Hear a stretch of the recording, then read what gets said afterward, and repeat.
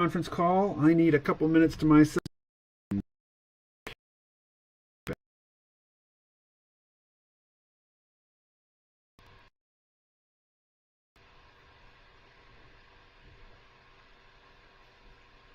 Okay.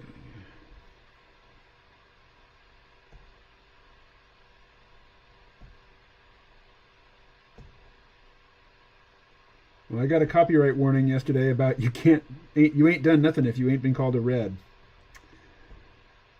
Funny that. All right.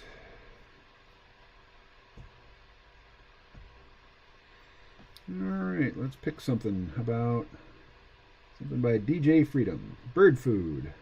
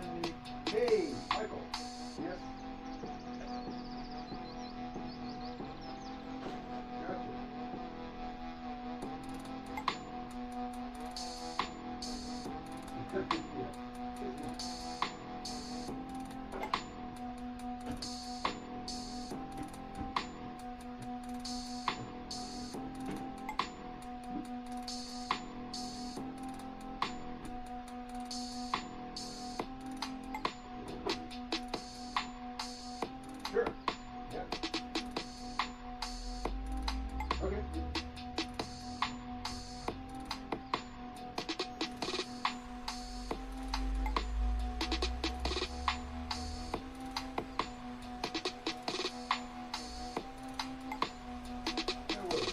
I think next Wednesday is a good idea. Okay. Right on. Okay, well, talk to you soon. Yeah. Yeah, it'll be just another Zoom call.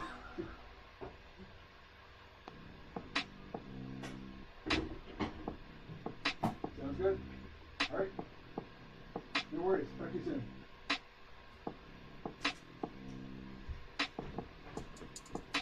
All right, everybody. As you can probably hear, I'm trying to find somebody to join me on a Zoom call, so their voice can be part of this live stream.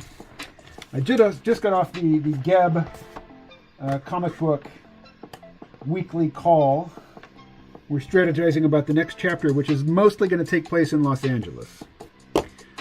Joyce has run away to join the circus, and not really the circus, something which is a fictionalized version of Lucha Vavoom, which is a Mexican wrestling, comedy, burlesque, roller derby event. Alrighty, so let's get Adobe Fresco going. We'll do a little warm up here. I had invited Scott Maurer to join me on a Zoom call today. And I don't think he got the message because I haven't heard back.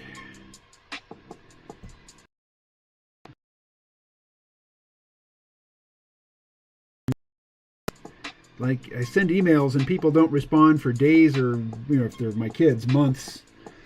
But, people are, I think, fragmenting. What is email mostly for work stuff now?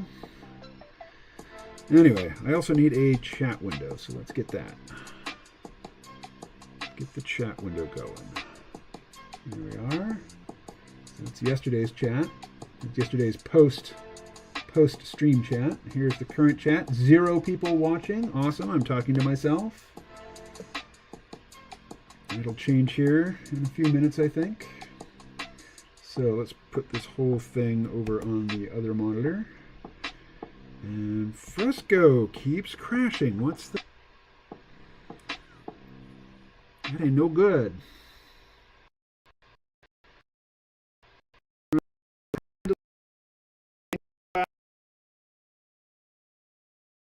Over it. There we go. All right, so let's pop this over here to the Cintiq. Let's just do the current screen size. Go. Make a... There we go. Here's the document. Hey, and it's Ed. How are you doing, Ed? How the hell are you?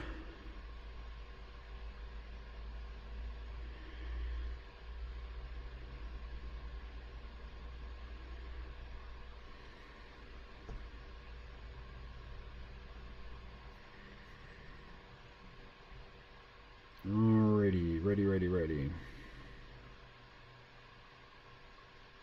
Now live on your YouTube channel, Multistreaming with Restream.io. All right. So, got the chat open. Nobody here but Ed. But, Ed, give me a word. That word will inform this warm-up drawing. What's the word? Speak the word. I'm doing well enough, sir. Thanks for asking. How are you? I'm chipper. Rose is often suspicious of how consistently chipper and chill I am.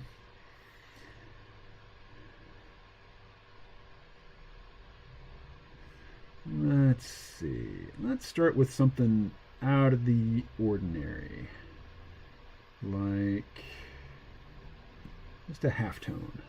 Actually, I always like to start with just filling the screen with something. Now let's take this up a little bit. Now we'll do the halftone. Yeah.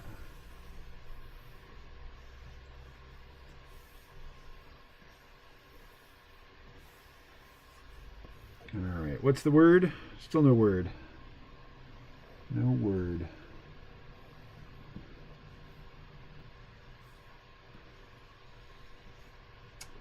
Remember the movie Full Metal Jacket? Marines are all over in Vietnam and they're arguing about what it is they're fighting for. And I think one person says freedom and another person says democracy. And the Southern character, the cracker, he says, bullshit. If I'm going to die for a word, my word is poontang. Awesome line. Not necessarily Stanley Kubrick's best film by any stretch, but some great moments, for sure. Circumvent. Like, we go up this way, and there's a thing here, so we got to go around it. There, we've circumvented it. But then the problem is there's a bottleneck. And what do we do about that? That's going to cause problems. Ed, have you ever been to Los Angeles?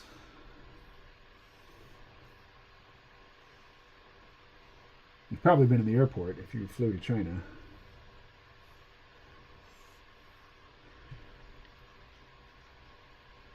The word is circumvent. Yes, yes.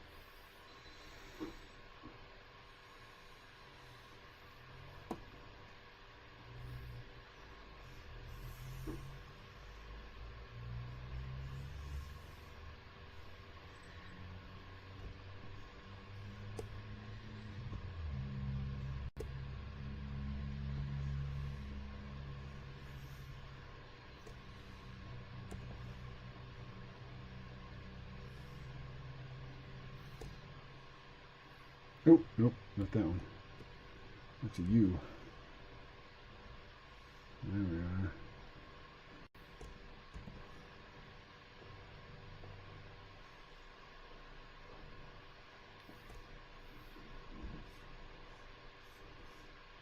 Ed, can you hear my coffee maker running in the background? It's only my second pot of the day that's brewing.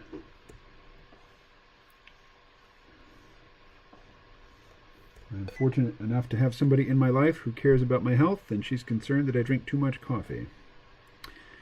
I was in the San Francisco airport on my way to Burning Man. Never been to LA, huh? Do you apply any mind training system to try to maintain positive mental attitude? Probably. I have, experimented with a lot of different mind control methods. So I'm probably using a variety of them sort of unintentionally or, without meaning to.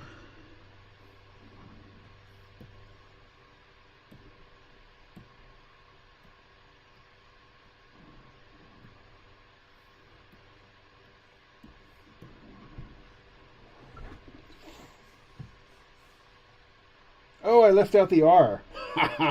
Oh, well, that's all useless then. All right. Let us delete this layer. All right, so let's see.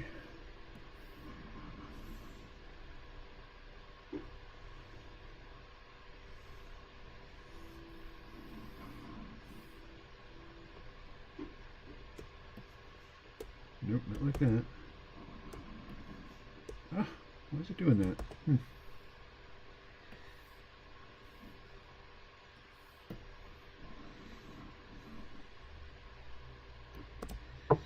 That's a brain. Can you tell? Can you tell that's a brain?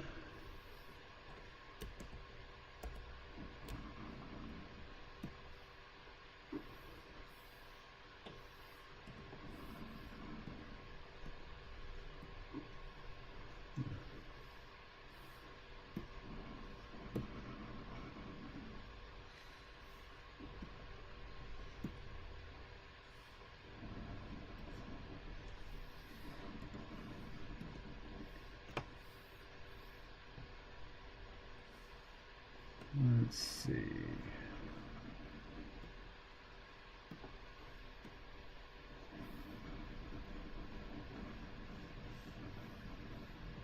I should actually memorize some of the structures of the brain sometimes, because when I draw a brain, it's just this sort of, closed. It's like a maze. It's like drawing a maze. Like that.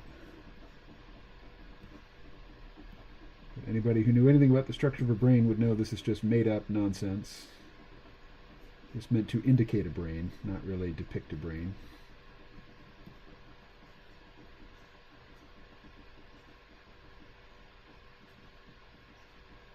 All right.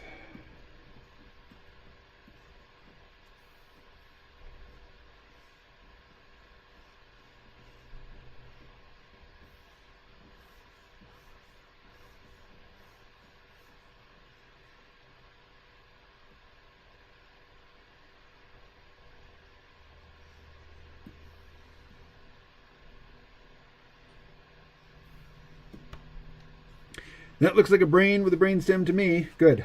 Good, good, good. That's what it's supposed to be. All right, deselect. So now,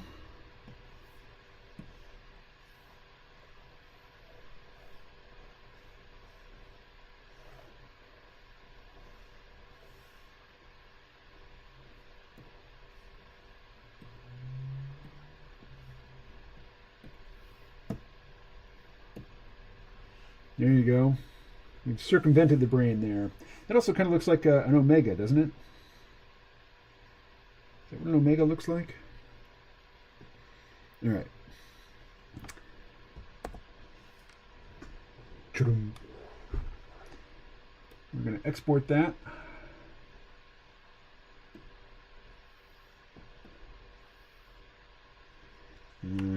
going to go get...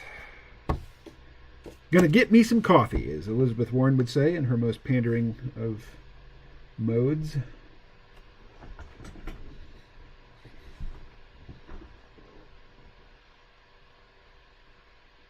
Circumvent.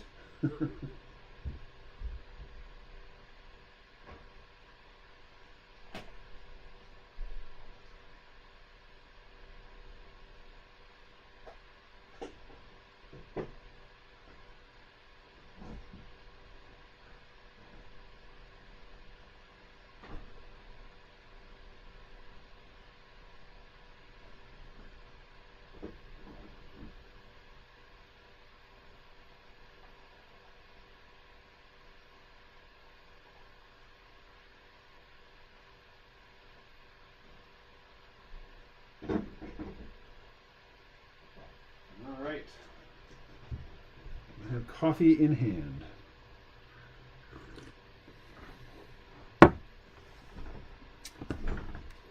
Let's see. Let's just export a flat version of this. We'll say circumvent your brain.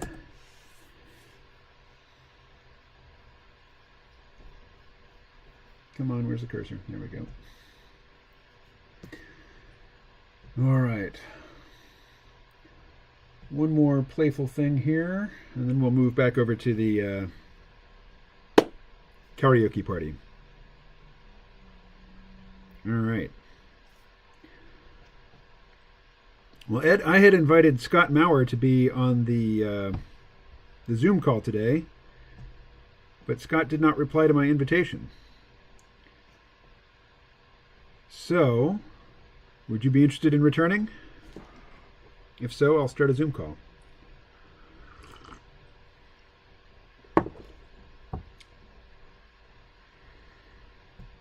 Let me know. I'll keep an eye on, well, I'll look at the chat from time to time. Ah, la, la, la, la, la. Let's go with lettering. Chisel.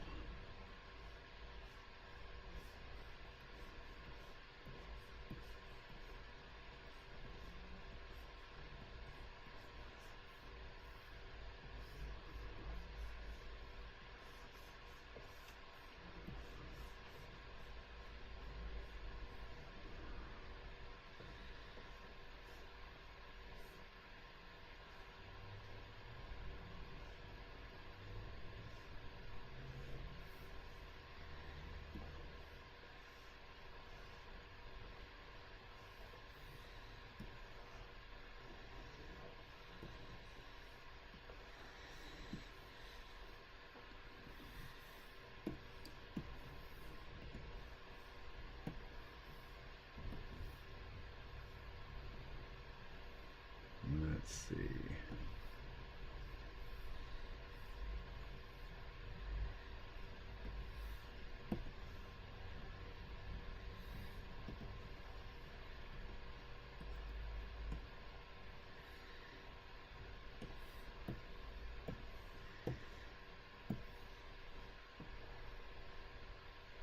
Here we go. What's next? I'll be going mobile soon, so not a good time. Oh, no worries. Scott Maurer, yeah, he was on the chat here yesterday. He's in Texas. He is also an illustrator.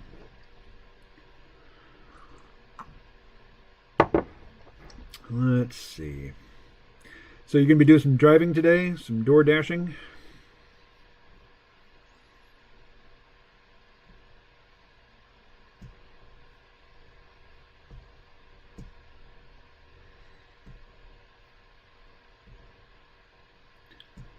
Alright, now I'll bust out the rakes. I really like the rakes.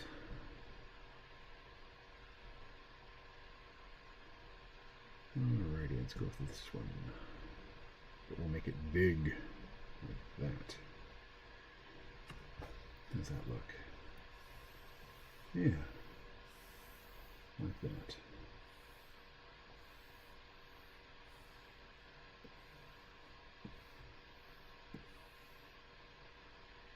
You must reach out to him via direct message on Twitter, Instagram, or Facebook Messenger.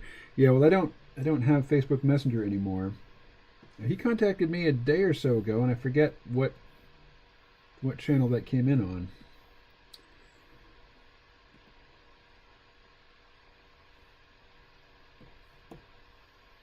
Oh, all right. I thought I had some more closed gaps than that. Let's see, we'll go with a different rake.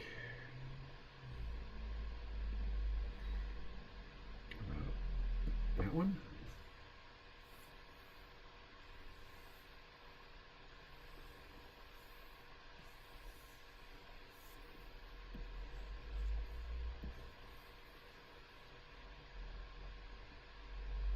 Ah, yes, we are midweek. I have to start accumulating.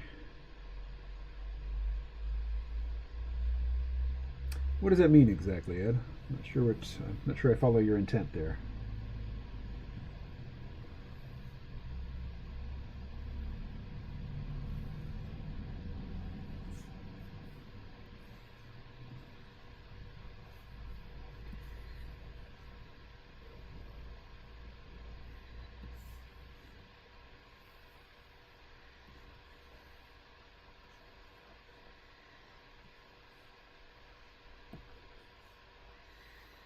Mm-hmm.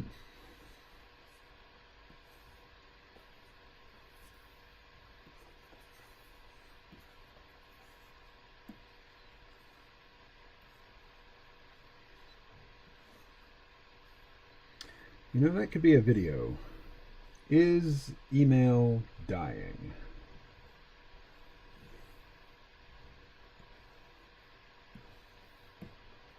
All right, now let's do something darker like that. That.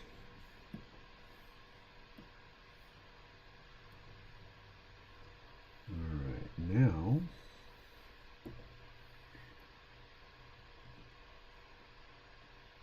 something very bright.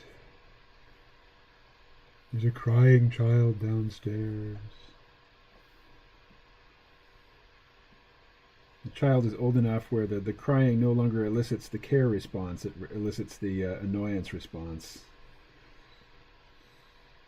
You know, the forced crying.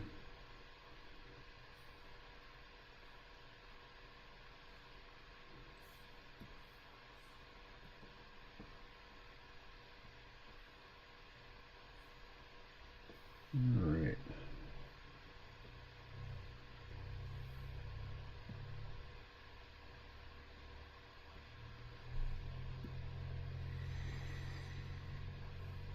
Let's see.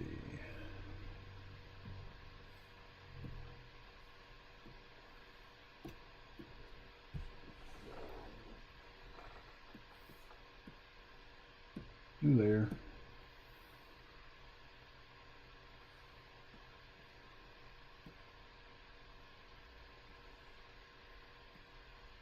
Smoke.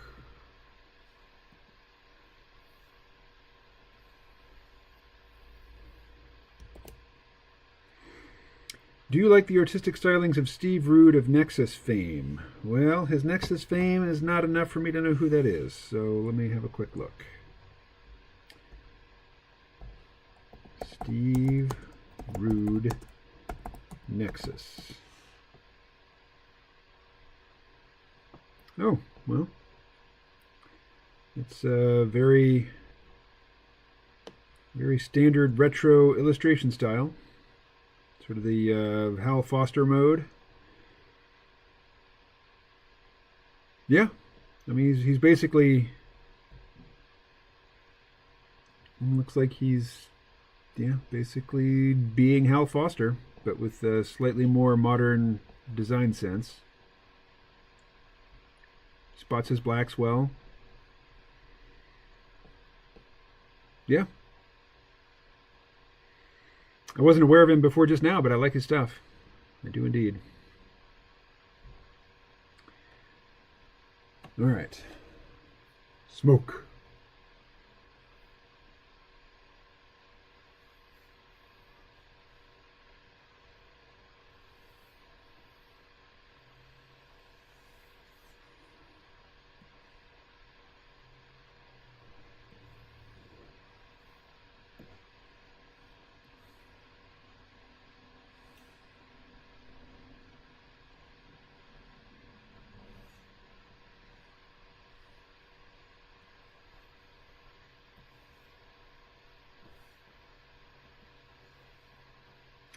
So Ed, you never did, at least as far as I can see, specify what you meant by midweek need to accumulate.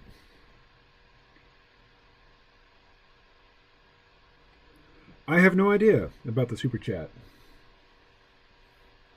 I might be eligible for it now. I just don't know.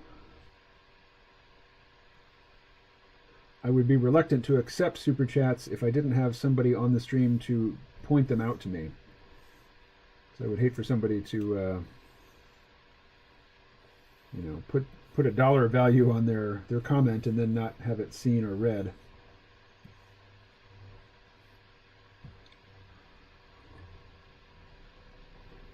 All right, let's turn this down. There we go.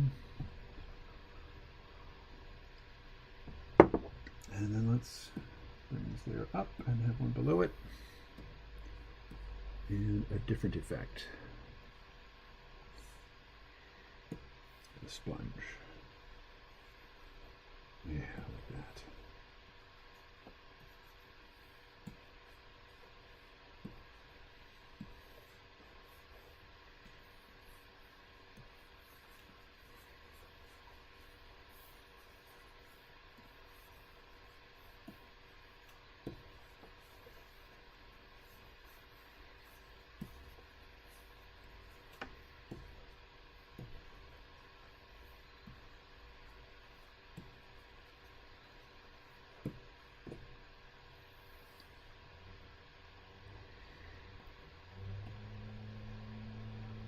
Let's see. Crackle. I love the crackle. Love the crackle.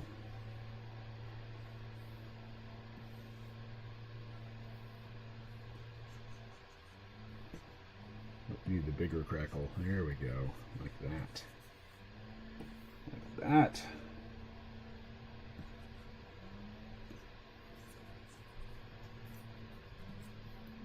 Okay.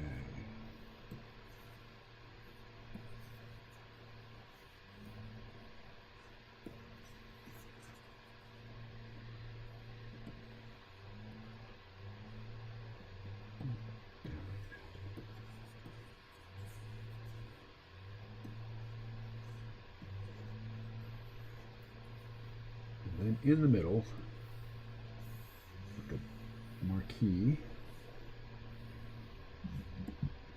And we're gonna start a new one. We're gonna put it at the top. We're gonna make it yellow, bright yellow.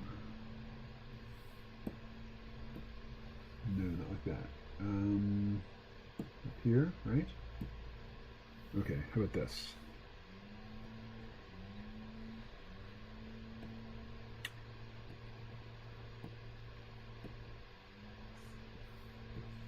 There we are. Now, go back to the crackle.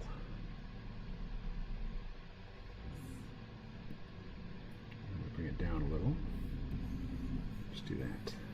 There we are.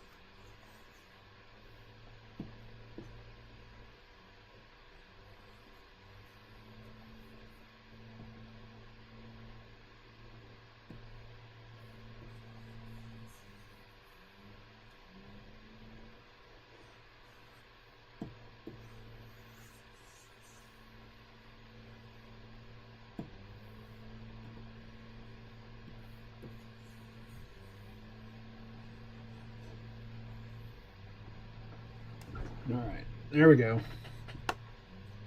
Brilliant, huh? Absolutely brilliant. Now we can put a message in here.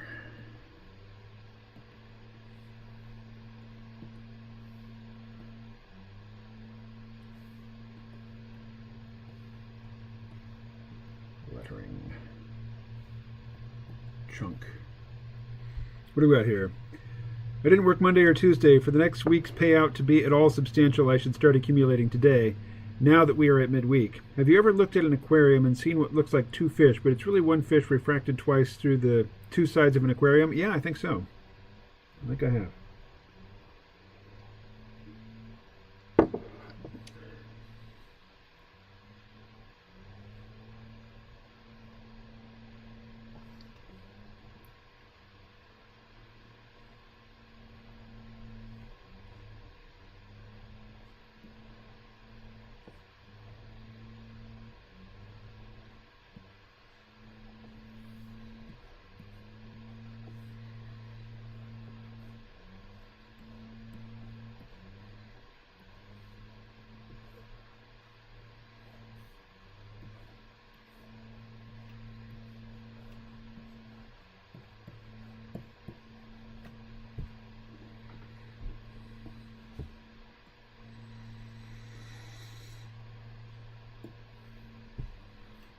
I don't like that brush. I like this one. What's the letter rake? Let's try that. Cannot draw on a hidden layer. Alright, well, make another one.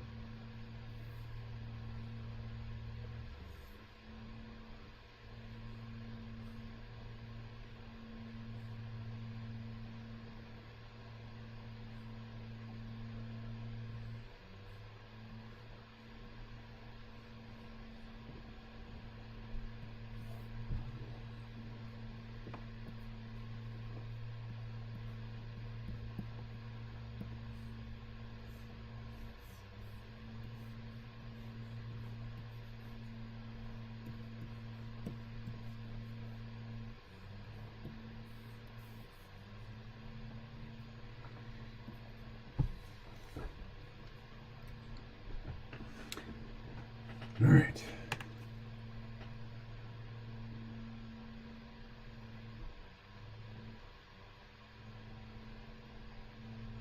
Let's see.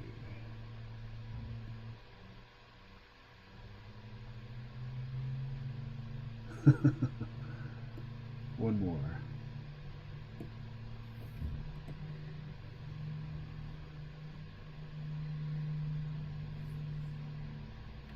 And a different one about that one.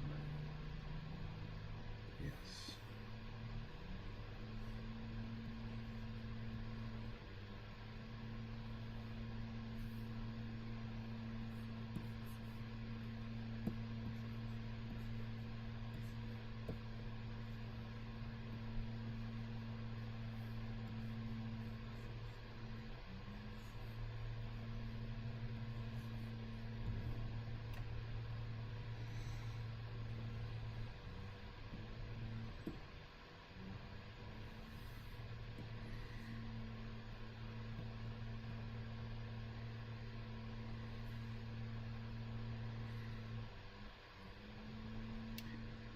More crackle. We love the crackle. But not in this instance. Not in that color. Let's try that. Yeah, there we go.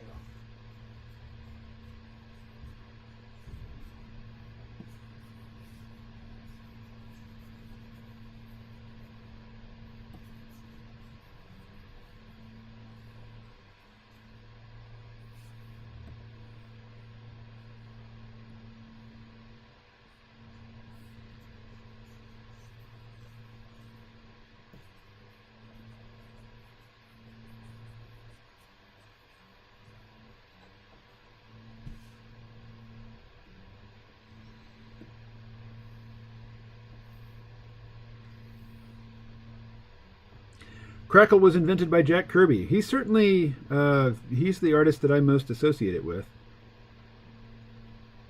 When did the word stream start being used in this way to represent what we are experiencing here? I don't know. That's a good question. What's next?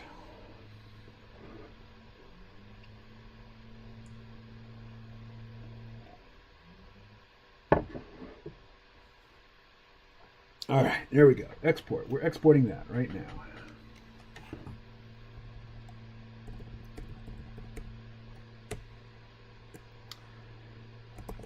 Your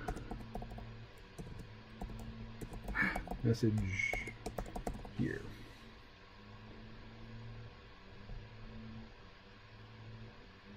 All right, and now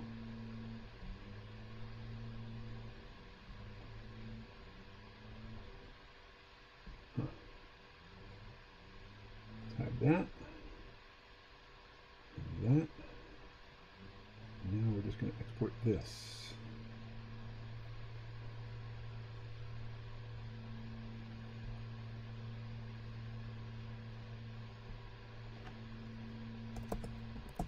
Yellow, crackle, field.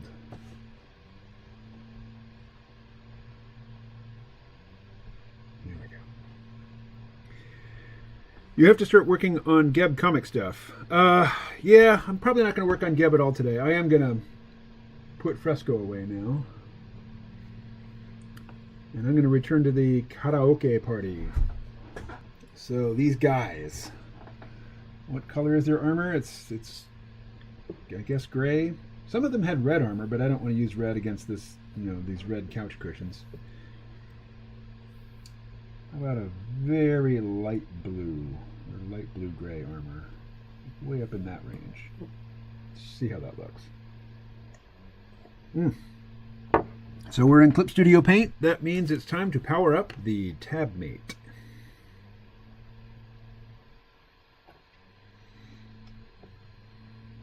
Alright, yep, there we go. It's working. Character tones.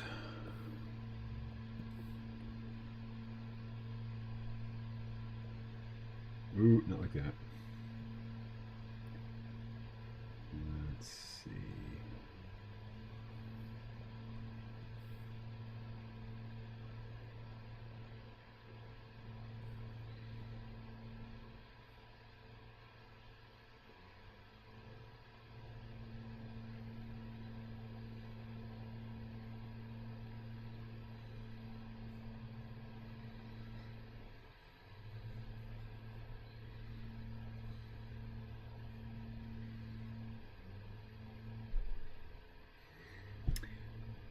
Yep.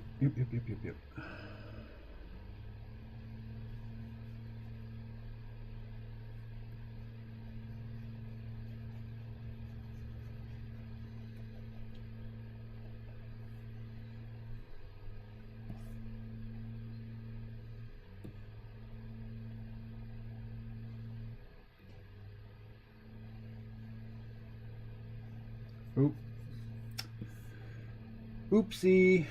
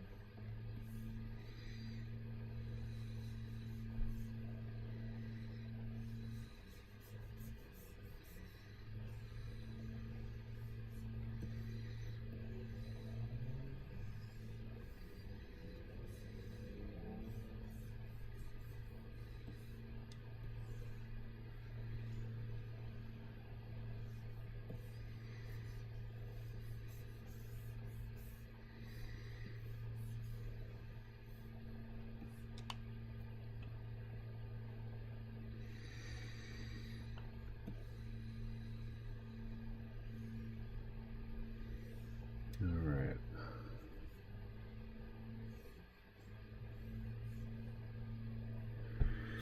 Do you have any sponsorship type arrangements worked out with Clip Studio Paint, TabMate, Fresco, or Restream? No, I do not. And with all of one person tuned into my my stream here, those all seem pretty unlikely.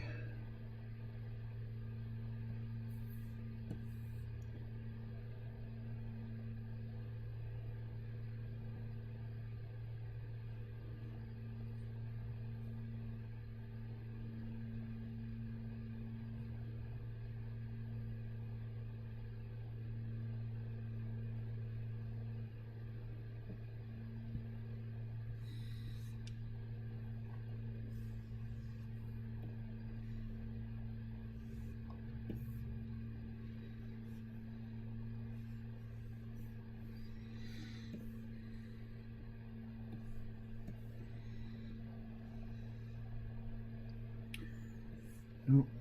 Got to attract the viewers before you can attract the sponsors.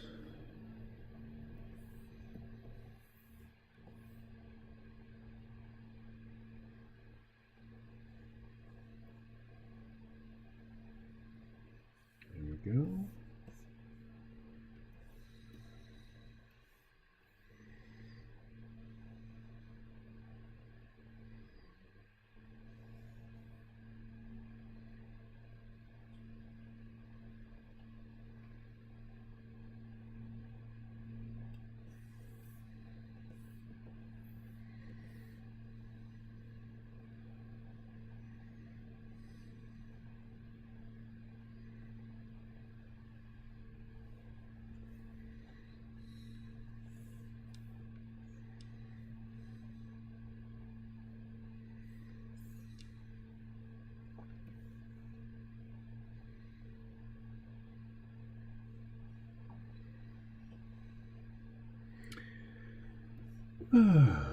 Let's see. Is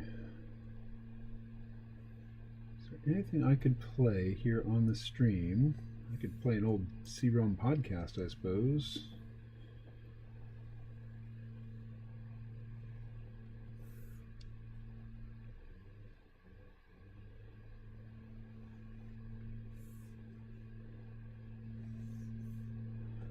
Pretty sure this is not the color that this armor is going to be eventually, but I'll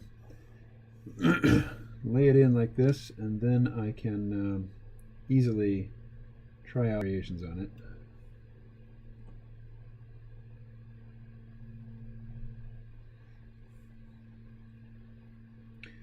I forget, Ed, were you one of the Halo players in the chat, or is this all new to you?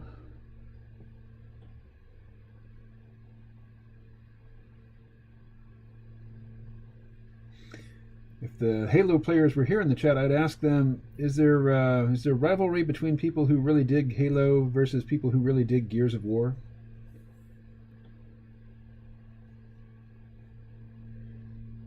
They seem to have, stylistically anyway, a lot in common.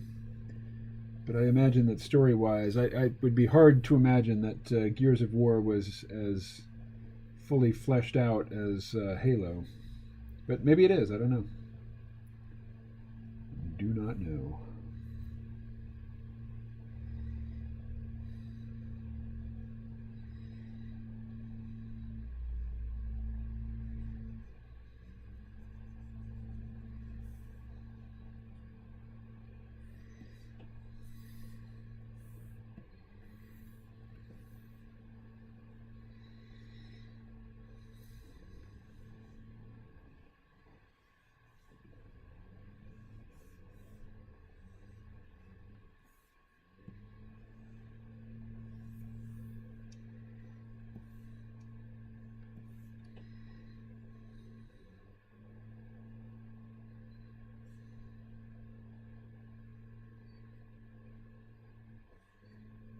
No, I'm not a Halo player. The TV studio in Bellows Falls that you sometimes video at, how is their budget funded? Ugh, that's a sad story. When Comcast came in and negotiated with the state for basically near monopoly rights on broadband internet, the state said, okay, but you have to fund community TV stations. So Comcast, kicked back a tiny percentage of their profits to stations like Fact TV. And I don't know the exact duration of that arrangement, but it's coming to an end. Who calls? It's an 802 area code, which means it could be from Vermont or it could be a Chinese robocall. Let's see. Hello? Hello? Hi. Hi, this is Rosa with the American Red Cross Blood Services. May I speak to Kevin? This is he. Hold on just a second. Okay. Go ahead. Okay. And I do want to let you know the call may be recorded for quality and training purposes. The reason for my call, real quick, I just wanted to remind you of your donation for Thursday, November 19th, 12 to 1 p.m. at the United Church Roseville Home for a whole blood donation. Are you still going to be able to make it? I can, yes. Perfect. Is there any possibility that I could get an earlier slot, though? Let me check for you. No, they are almost unfortunately, but Yes.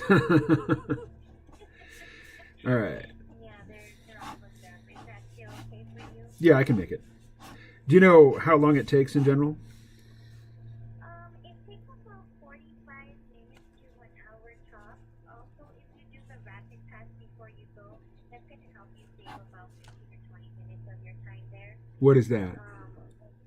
I will go over that with you right now in a second. We are at a critical need for all blood types, so your donation is appreciated.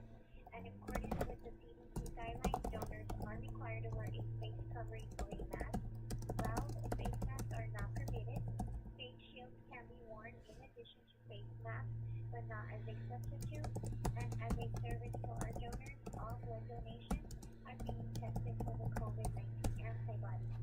So if you're not feeling well the day of your donation or have any questions from now until then, just give us a call back at 1-800-RED CROSS or visit us online.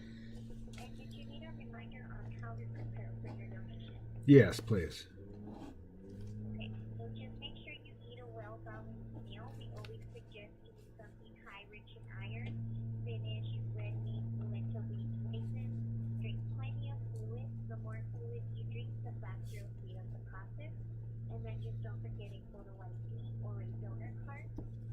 And then we have something called Rapid Pass and the Blood Donor app. So the Rapid Pass is just a way for you to fill out the health questions ahead of time on the day of your donation. Mm-hmm. So anytime after midnight tonight, you could get a hold of those questions either by downloading the app, which is called Blood Donor, and you can access Rapid Pass from there. Or we're going to send you an email, and it has a link to Rapid Pass. You just click on it, it'll take you to the page you need to be on, answer the question. After you answer the question, whether it be through the app or through the email, it's going to give you a barcode, and that's the barcode you need to bring with you. So if you're doing it on the computer, just print it out. If you're doing it on your phone, take a screenshot, download the image to your phone, and then just bring it with you. They'll scan it, and then we'll just go over the questions with you right away, and then that helps save some time. Okay. Very good. So I will get an email. Yes, you'll get an email to kfo@c-realm.com. Realm. Yes. Oh, no. Mm-hmm. Okay. I split it up. Okay, yes, so that's where you'll get your email. And if you should have it already there, or either by like the morning, it should be in there in the morning for sure. But you also just want to check your spam folder just in case if it got shot that way. Okay. Great. Is there any questions you may have for me?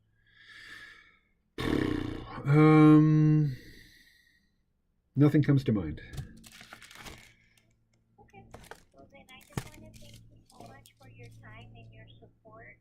I hope you have a wonderful day. Be safe, and we'll see you tomorrow. Alrighty. Thank you. Bye-bye. All right. Well, I'm glad I answered that one. Usually when somebody calls and I see it's an 802 area code, that's usually a Chinese robocall and they're spoofing a Vermont number rather than actually calling from Vermont. So, hey, Paul, good to see you here.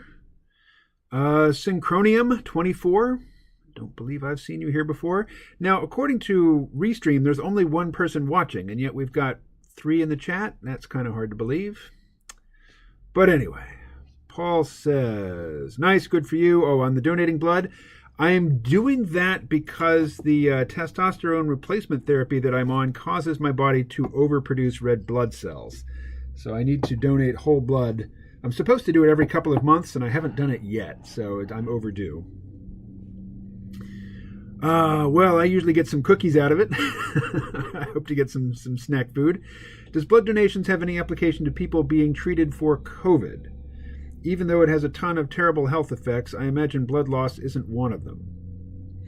I'm not sure I understand your question. The person I was just talking to on the phone did tell me that if I'm feeling bad, that I should call ahead and probably cancel, and that they're going to do a COVID test on the blood, and they'll tell me if I test positive. Okay, there is a Pete Townsend song about that. About what? Nice to see you too, KMO. 6 Sigma 6, let's start a quasi-pagan religion cult worshipping peak blood. Sure, why not? Dryland Fish, which song is that? Paul, I wish they would give my blood to patients for free. I mean, I gave it to them for free. Yeah, that's how it is. Somebody's making money off your generosity, Paul. And here's Rodney. All right, everybody's jumping in here at 10 till 3. Right on. Okay, well, I'm going to go back to the karaoke party here. Oh, not what I meant to do. There we are. But please do feel free to ask me questions, and I'll look over at the chat from time to time. You're going to need all your blood unless you're inserting young blood.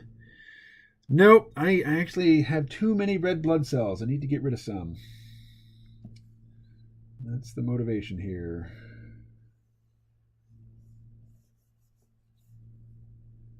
All right.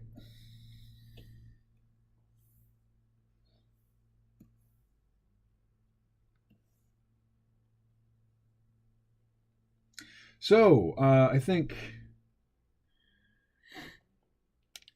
let's see. Now we have more people here. I should ask the question again. I think, Paul, you're a Halo player, right?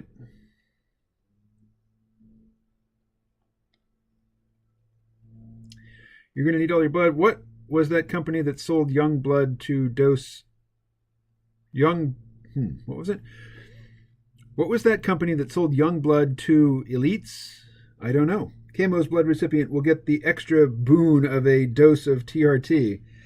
I don't think the hormones are in. Maybe they are. I don't know. I don't know about that. All righty. Here we are. All right.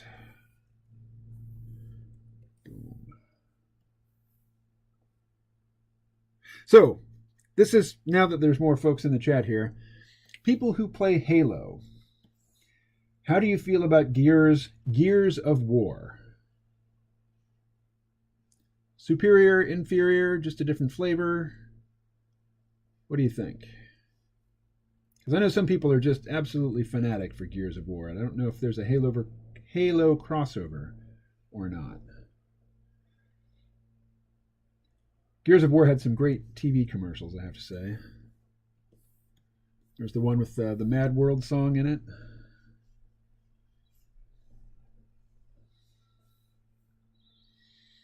Which I'd play for you, but I'd get another copyright warning. Let's see.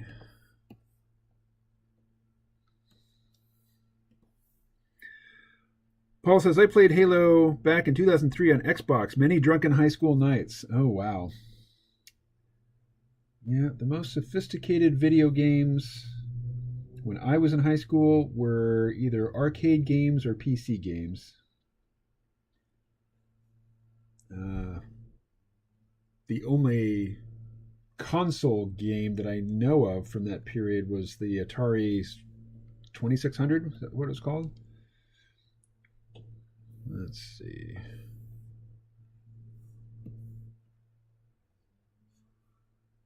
Give them black but shiny nails. There'll be some big highlights on these talons of theirs.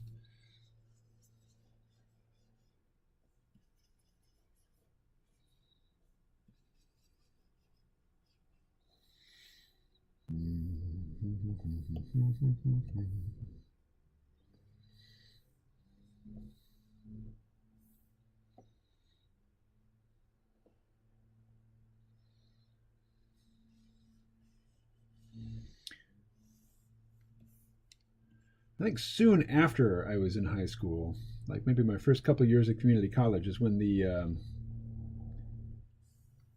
first Nintendo system that was popular in the States came out. The one that featured Super Mario Brothers.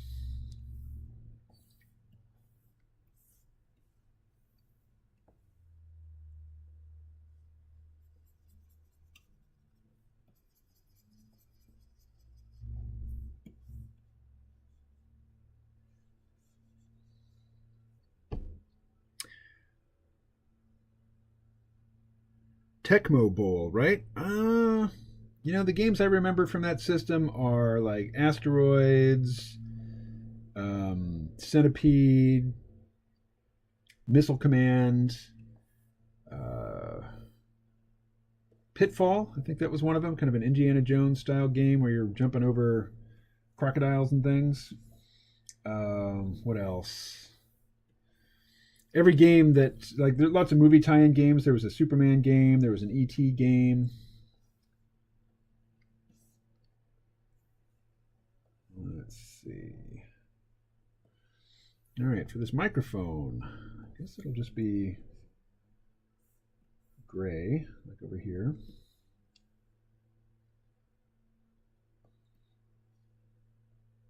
Don't remember what I did for this mic over here. All right.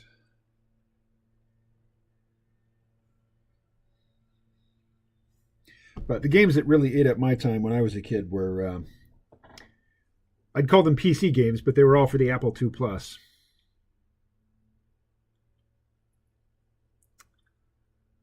Synchronium24 gives us a quote. I wish they would give my blood to patients for free. I mean, I give it to them for free. They've got to pay for operating costs somehow, but I guess donations could make up the difference. Yeah, that's true. They may not be paying for your blood, but they're paying for a lot of other overhead.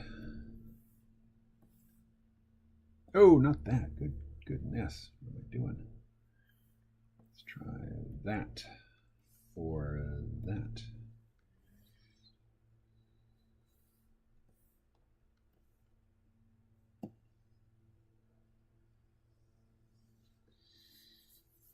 All right, so right now I'm mostly just laying in flat colors, even though I did do some highlighting and shading yesterday, just because I want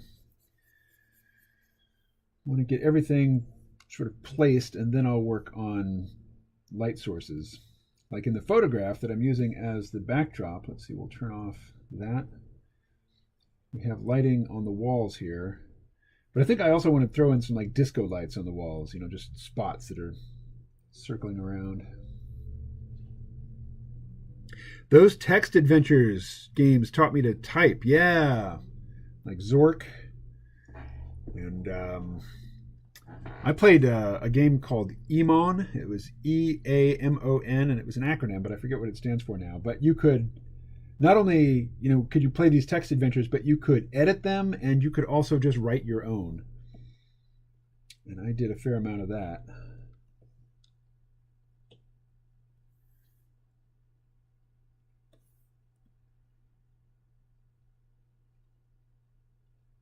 Alrighty.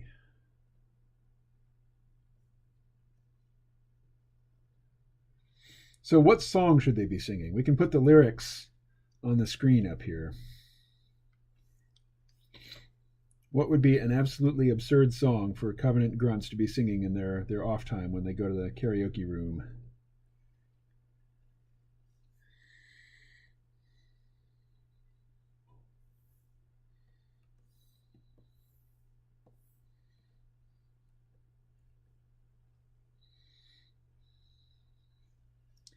Now, one thing about donating blood that doesn't puzzle me exactly, but I don't know why it is the way it is why is it that you can sell plasma but not whole blood?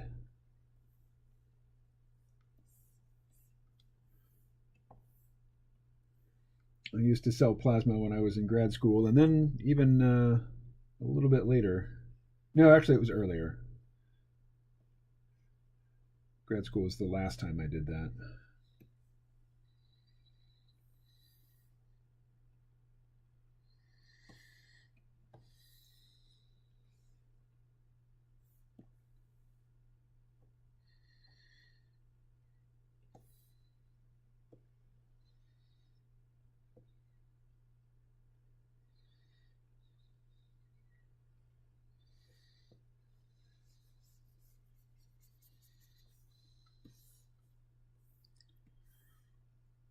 Bloodhound gang mammals.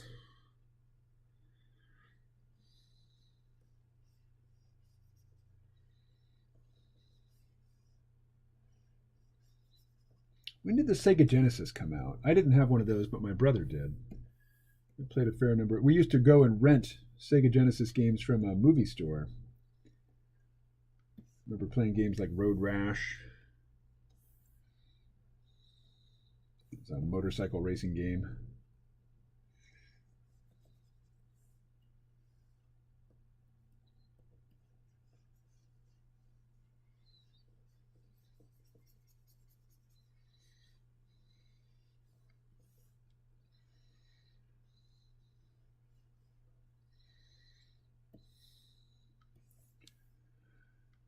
All right, now we need the tabletop, which I guess will be a slightly lighter version of this.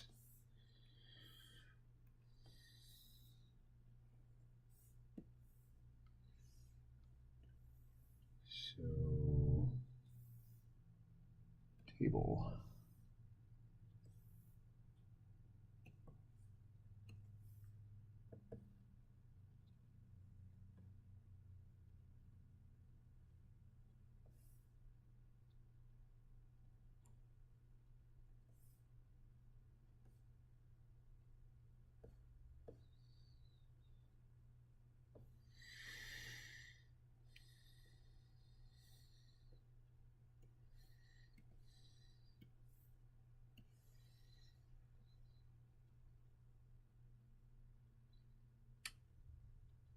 What happened? Why? Oh, I see. There we go. But maybe that's not quite the right color. I think there was a sort of golden tone to that.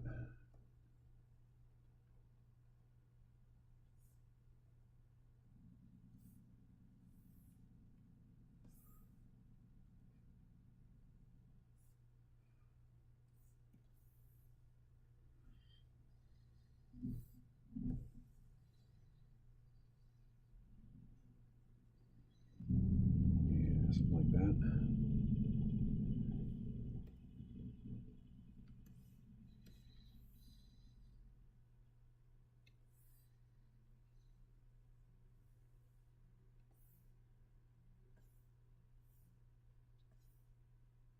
What's happening? There we go. I imagine there's a Finding Nemo song that would be fitting for the sharks to sing, but I can't think of any off the top of my head. Well, I know they kind of look like sharks, but they're not supposed to be sharks.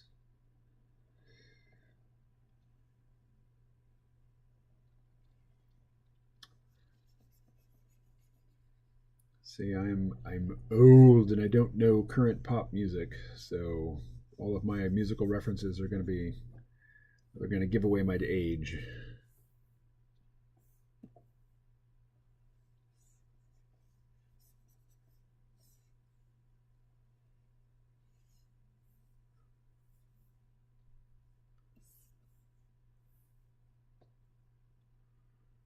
Let's see.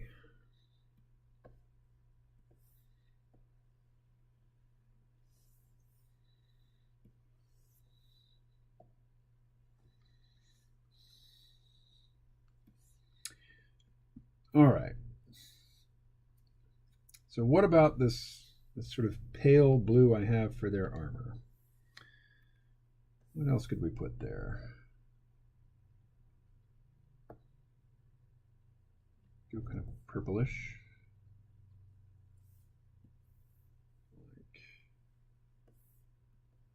Oh, wrong layer. Let's try that again.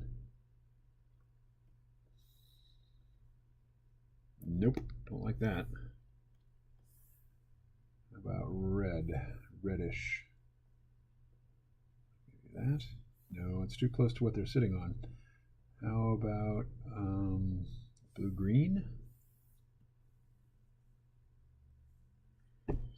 I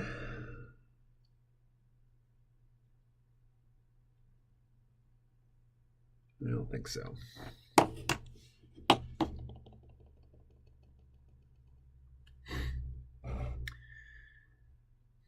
So who was it that suggested I draw a Covenant Grunts? I think it was First, who's not in the chat today. All right, so background tones, and let's just grab that. So we'll grab it up here, grab it way down there. Desaturate both a bit.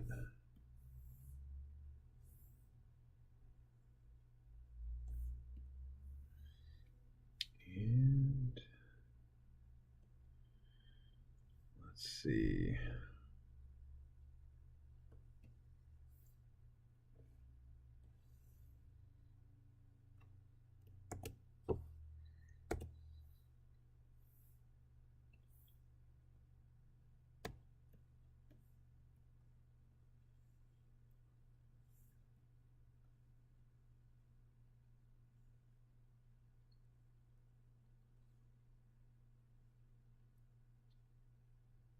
Okay.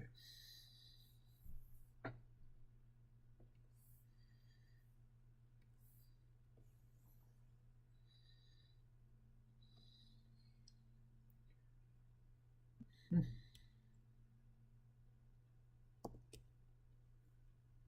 then we're going to do it again over this corner, except instead of foreground to background, we'll do foreground to transparent.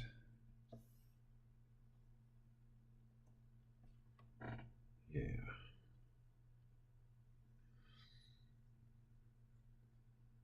Oh, except select all again. Did we select all? There we go. Select all. We got to remove these.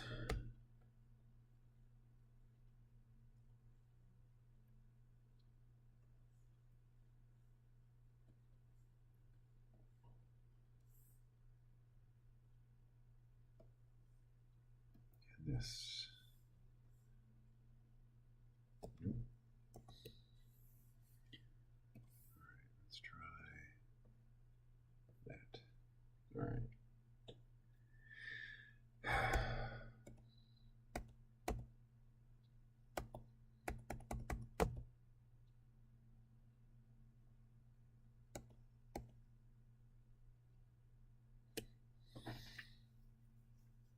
All right. I'm going to do it a different way.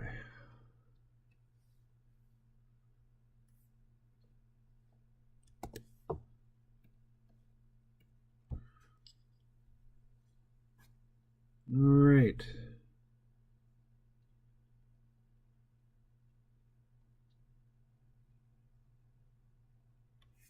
What's this? Bloodhound Gang Mammals. Actually, it's Bloodhound Gang Bad Touch. I'm afraid that's a reference I do not understand.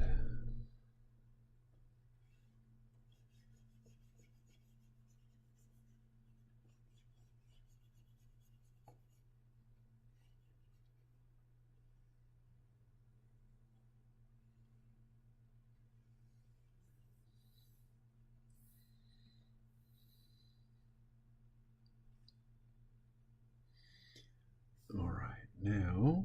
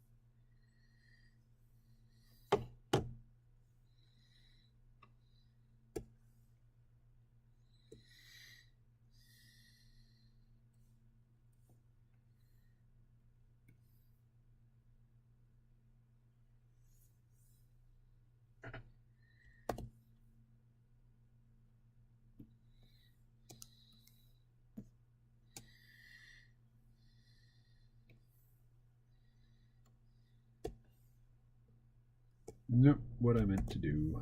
Try that again.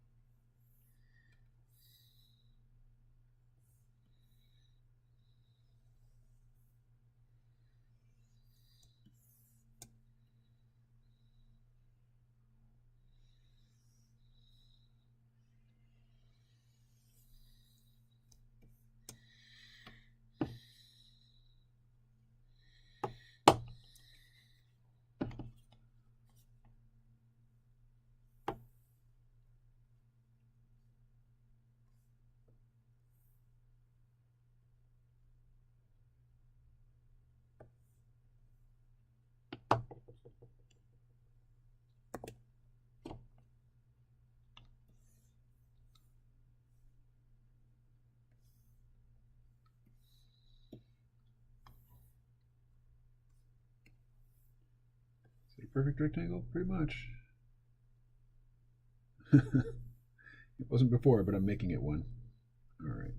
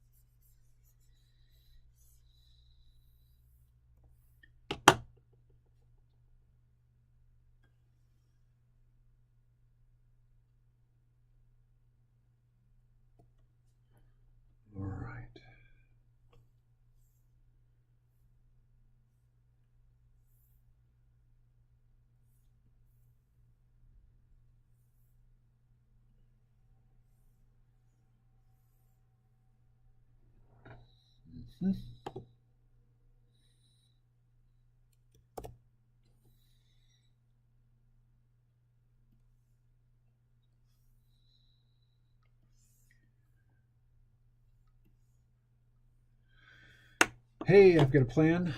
It involves saving the file. There we are. All right, what else we got? I guess the Covenant Grunts. It's a karaoke song. Bad Touch.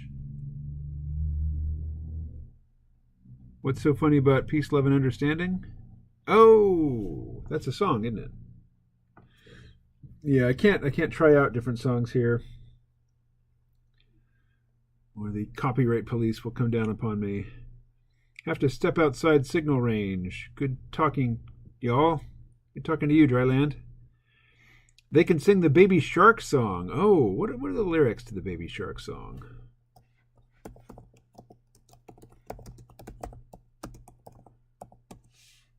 It will certainly muddy the waters, won't it?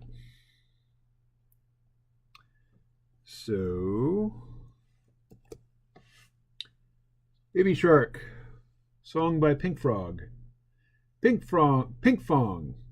Go go go go go go go go go. Baby Shark do do do do do do do. Baby Shark do do do do do do. Mommy Shark, Daddy Shark, Grandma Shark, Grandpa Shark. Let's go hunt.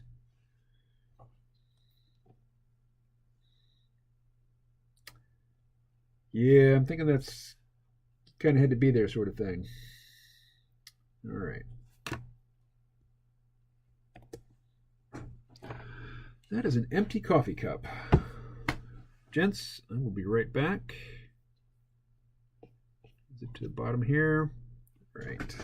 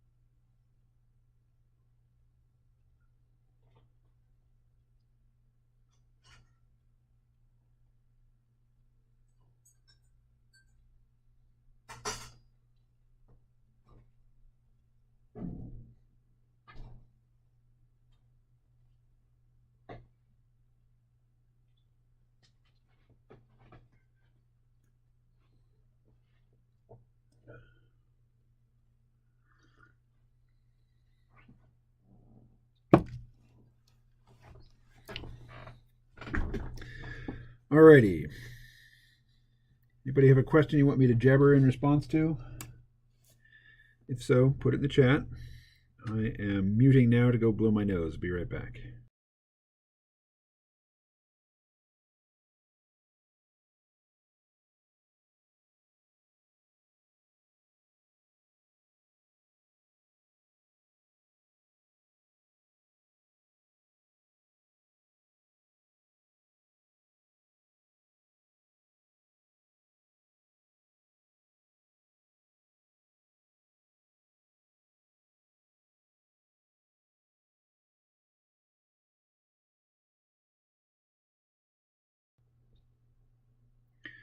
All right, I am back. Lol, if the grunts sung that song, they would immediately lose all street cred. Well, I'm thinking they're probably getting kind of sloppy here, and maybe we'll be risking their cred.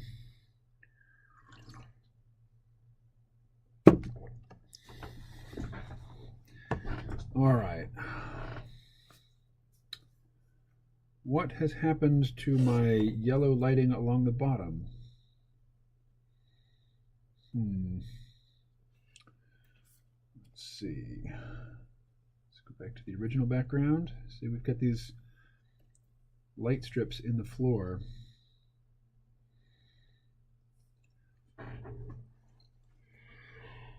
Whew. Have read the Kunstler blog recently. I have not. What do you think I need to know about? Here, we can take a little break. I'll read Jim Kunstler's most recent blog post. So, Kunstler.com. Clusterfuck Nation. Don't mess with Ms. Powell. Jim pays closer attention to the specifics of politics than I do.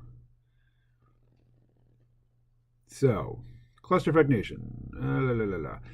Despite risk to nation, Trump resists transition and fans conspiracies. President Trump's refusal to concede has entered a more dangerous phase as he withholds intelligence, pandemic information, and government access from his successor. That's a headline from where else? The New York Times. Monday morning edition. The paper no longer prints news stories, it releases DNC talking points, such as this one, referring to conspiracy theories, one of their faves. The catch, of course, is when an organization, say the Democratic Party, meddles in the election vote tabulation, you have what? A plan enacted by a group to do something unlawful. That would be a conspiracy. They surely had the motive and apparently the means. You can play rhetorical games with the theory part, but then there's the evidence trail and how it comports with reality. The word theory, you see, is not a synonym for a falsehood, as they pretend it is. Many theories are proven true. An eerie silence oppressed the election news space much of last week as Mr. Trump and his people seemed to lay low, Brer Rabbit style. And a lot of folks wondered what was going on in that there briar patch. Towards the weekend, Rudolph Giuliani... It's not his name, is it? Rudolph? Huh. Rudolph Giuliani methodically described some of the evidence at hand about janky ballot reporting, but that must have been too plotting for the big media gang. Then another Trump lawyer, Sidney Powell, came on Lou Dobbs' Friday evening news show, and some people started paying attention to some things he said, like, quote, "I'm going to release the Kraken," close quote, referring to the largest and most feared sea monster in Old Norse mythology. Is it Norse or is it Greek? Anyway, Ms. Powell, she means business. She went on, quote, "We're having staggering statistical evidence. We have staggering personal testimony. We're beginning to collect evidence on the financial interest of governors and secretaries of state who bought into the Dominion vote tabulation systems. President Trump won this election in a landslide. It is irrefutable. We are going to go after it. And I'm going to expose every one of them," close quote. So who's this? Sidney Powell. Let's look up Sidney Powell. There she is. Film producer? Really?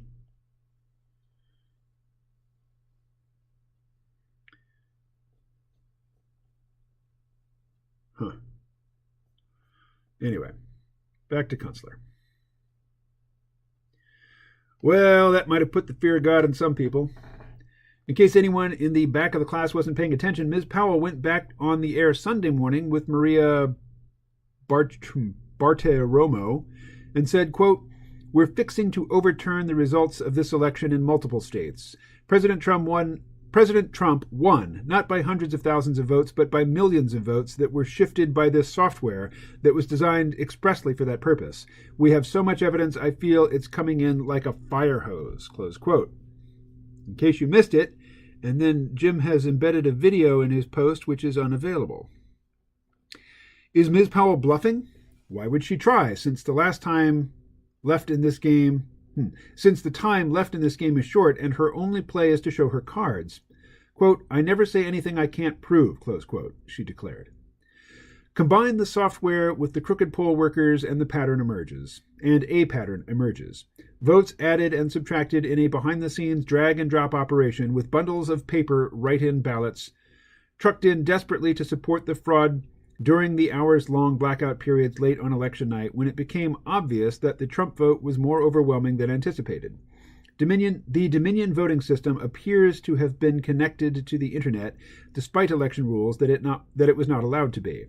Affidavits indicate that USB ports on the machine, supposedly only for diagnostic purposes, were repeatedly fed thumb drives during the blackout hours. The shady Dominion Voting System Company has U.S. headquarters in Denver, but it is based in Canada. Its voting systems are used in 30 U.S. states, including all the swing states. Dominion machines and software are implicated in the manipulation of elections in Venezuela and the Philippines. In 2009, Dominion entered into a partnering agreement with Smartmatic, a vote tabulation software add-on whose chairman, Lord Baron Mark Malloch Brown, is former vice president of George Soros investment funds. Dominion formed a development partnership with the Canada-based Delian project in 2014 with financial support from the Clinton Foundation. Both Dominion and Smartmatic have swapped ownership of Sequoia Voting Systems, the company implicated in Venezuela ballot fraud. Sidney Powell stated that these international relations point to possible, quote, foreign interference, close quote, in U.S. elections, the very charge that the Democratic Party flogged into the 3-year-long Russiagate affair. At least it raises the issue. Why are U.S. elections using voting machines and software affiliated with foreign countries? Because we don't build electronics here. We do write code, though. In her weekend statements, Ms. Powell did not refer to the CIA or DIA election manipulation programs Pound Hammer and Pound Scorecard, though she called explicitly for the firing of CIA Chief Gina Haspel.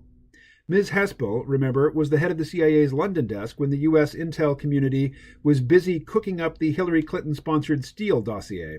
Assembled by former British MI6 agent Christopher Steele, she also assisted in arrangements to entrap General Michael Flynn at a conference run by intel asset Steffer Halper and at Magdalen College, Cambridge, UK. It's a pretty rich game board out there for the clock, and the clock is ticking. The possible outcomes are several. The state legislatures in disputed states could choose their own elector slates.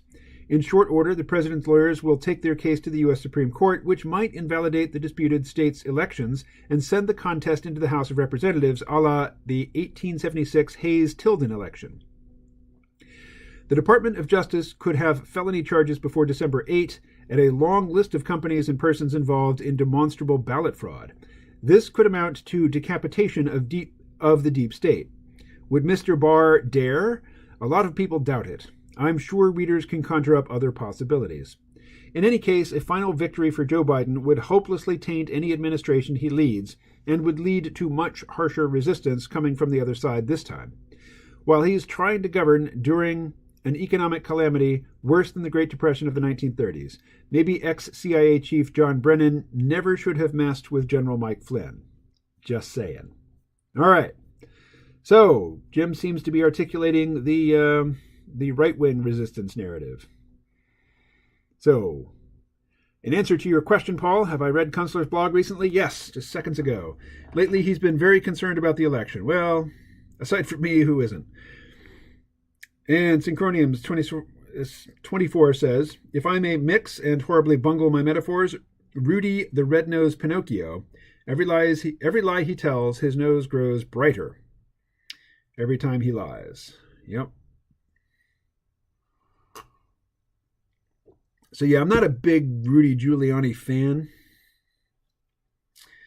nor am I a huge Trump fan, for that matter, but I'm absolutely no fan whatsoever of the Democrats. I'm even disappointed in Bernie Sanders. Anyway.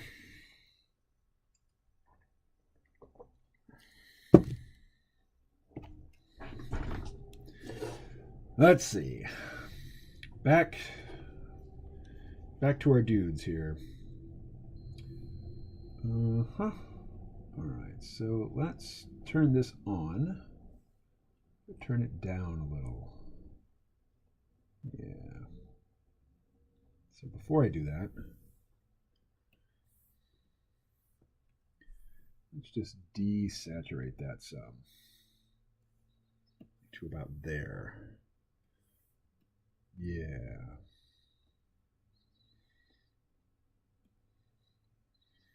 And so that will be our shade tone.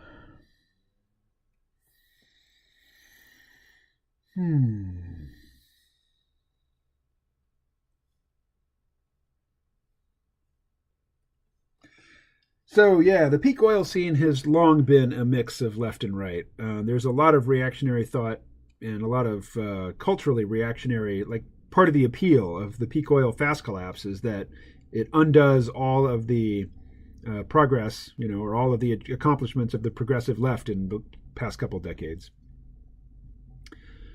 Paul says Kunstler's moved pretty far right, at least what he channels in his blog. I wonder if he really believes that stuff or if he's speaking to what his readership wants to hear. I don't know. I do not know.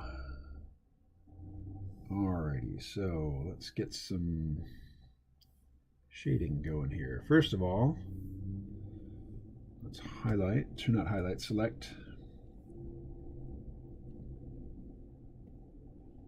All right.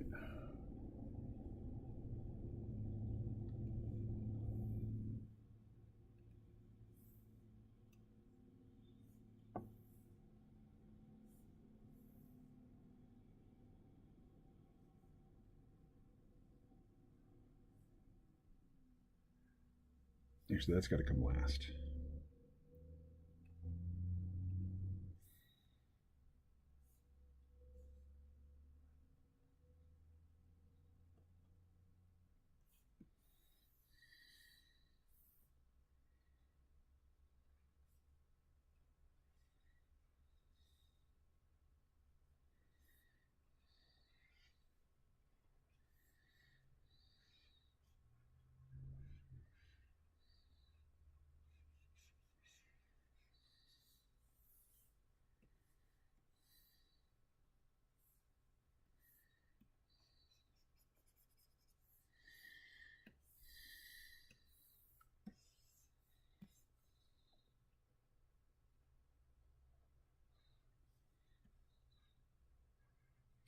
So in the reference image, there's nobody seated here, so it's very bright back here under this guy. When in this instance, it should be shadow.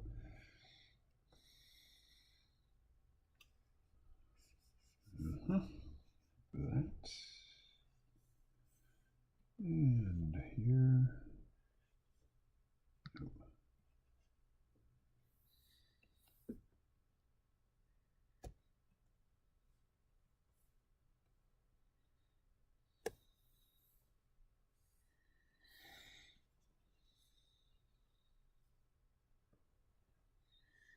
All right. Yeah, I don't know. Do you have any theories on that, Paul?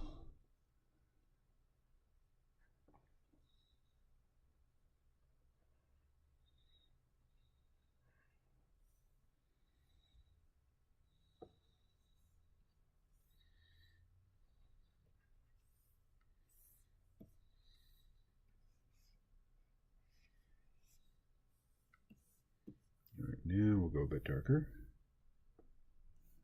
And we'll choose a smaller pen nib. And we'll start getting these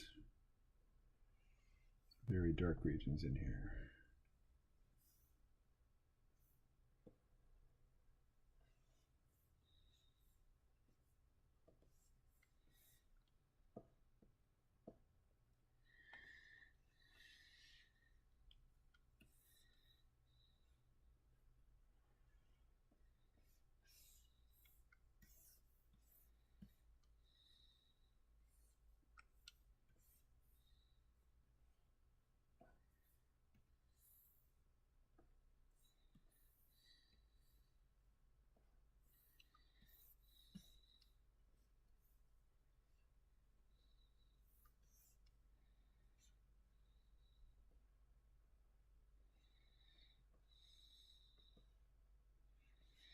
Ed, are you still with us?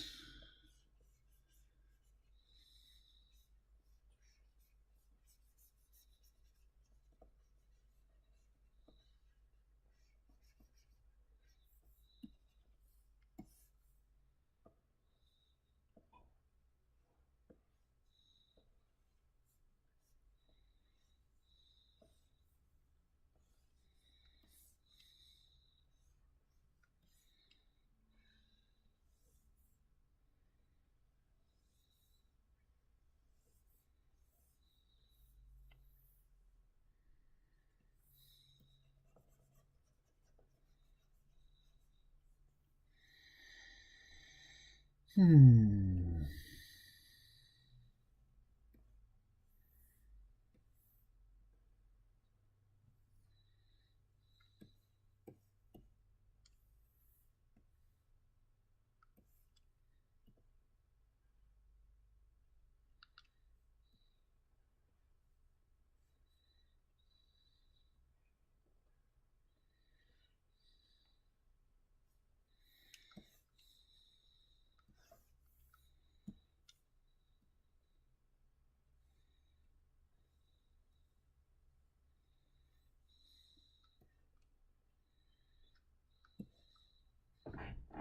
All right, what is this sketchy stuff up here? Is that in the, what layer is that on? It's on the sketch layer. All right.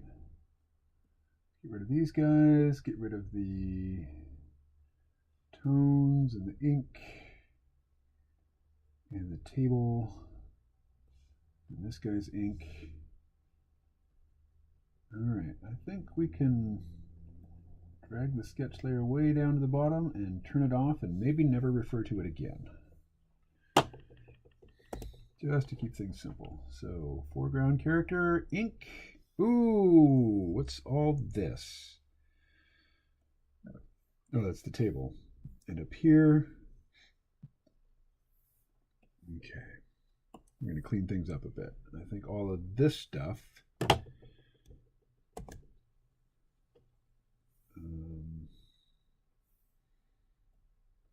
is meant to be on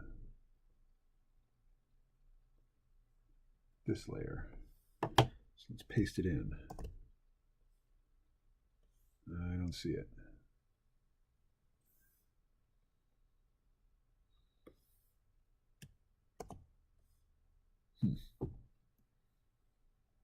Oh well.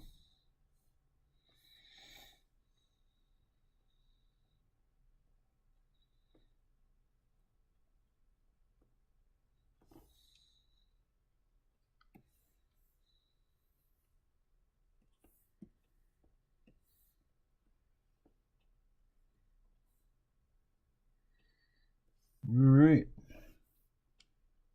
The chat has gone cold.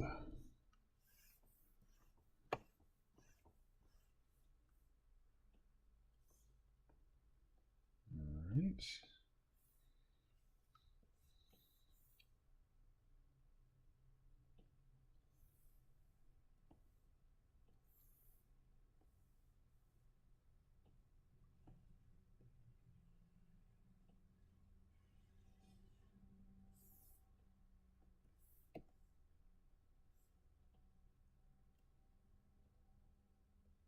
Ah, it's all on the wrong layer. Table.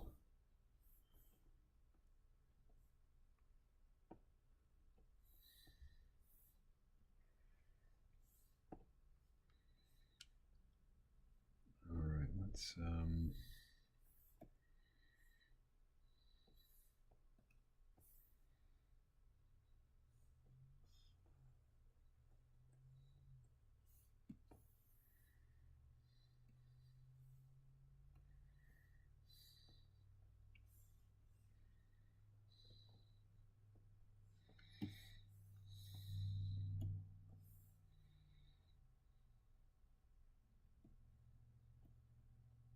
okay, so this one I think we can even delete. Simplify, simplify, simplify. Okay, the rough layer we can definitely delete. Well, we'll just drag it down here under the sketch. All right, there's our background. So we need to tighten up this stuff. All right.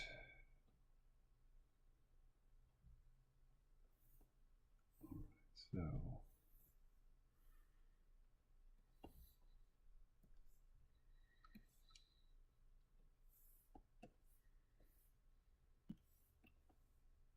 whoa, let's try the 15. There we go.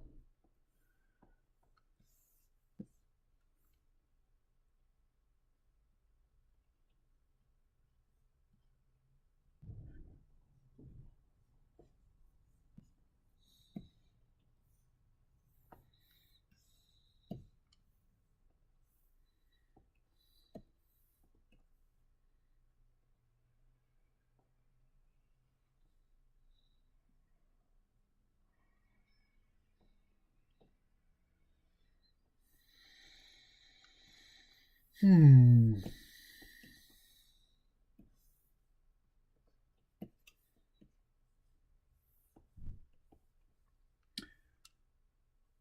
Ridiculously time-consuming process. Long past the the point in this process where I'm interested, but color images do a lot better than black and white on social media, particularly on Instagram. So more color, more color. Oh, what's going on up here? We've got this sort of fuzzy halo going. That's no good. Haha, halo. Let's do this.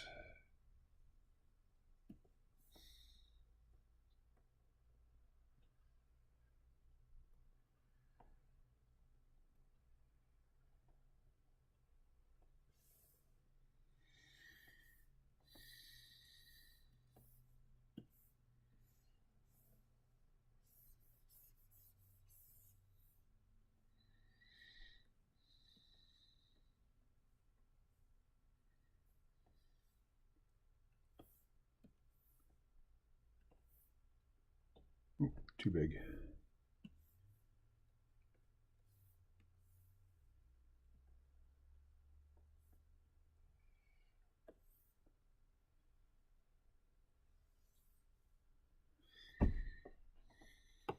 All right. Very quiet chat.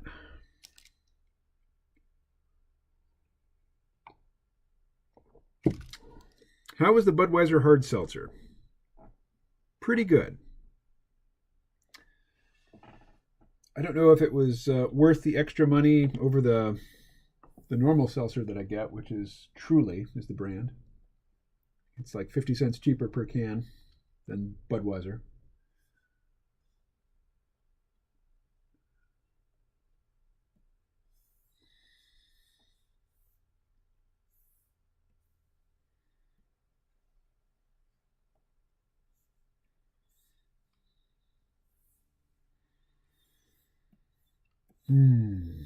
Although tonight there shall be none of that.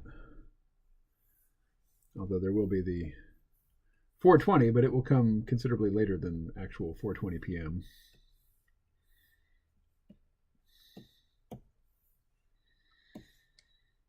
All right, what else? What else?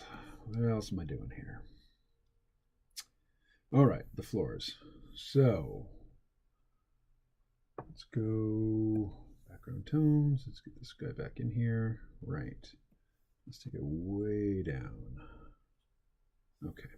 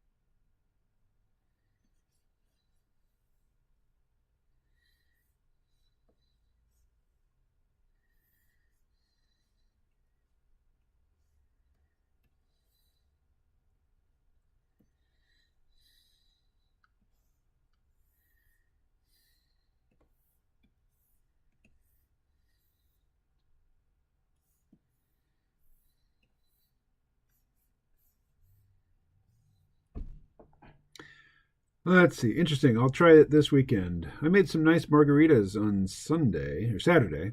Secret ingredient was Mexican beer. All right. Which Mexican beer?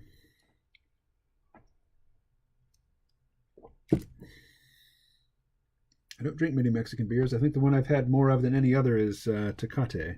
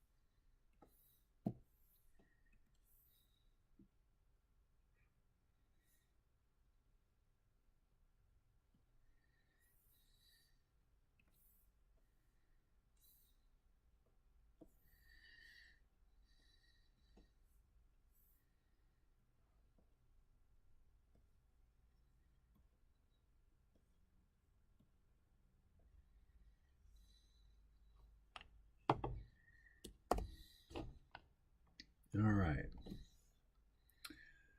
Now over this whole background, I want to add some texture. Actually, I want more yellow in here.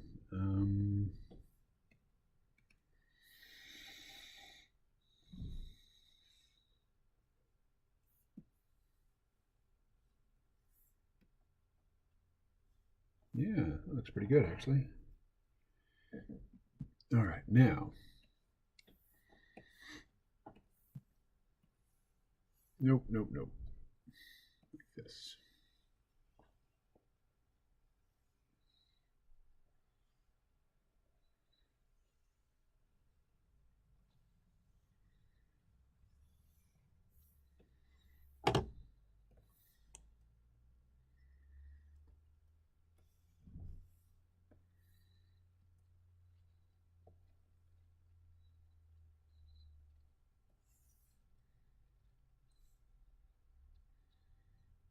Okay. How to texturize that?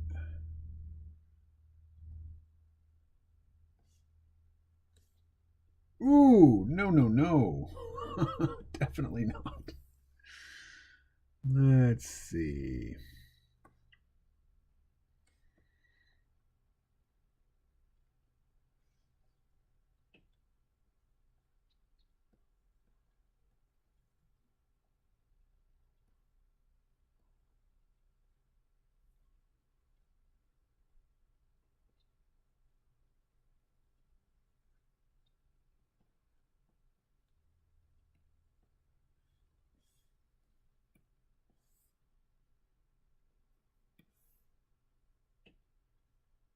No.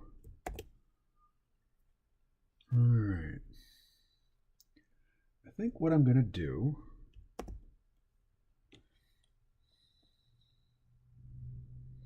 Well, let's work on that TV a bit.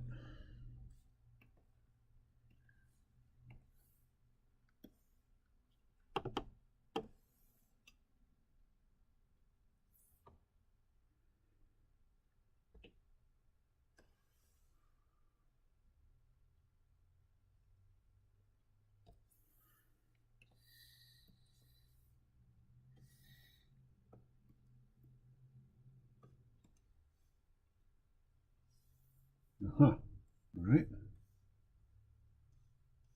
So it's that very light blue.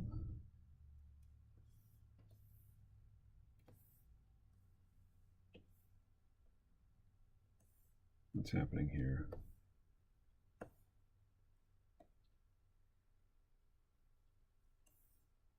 Ah, there.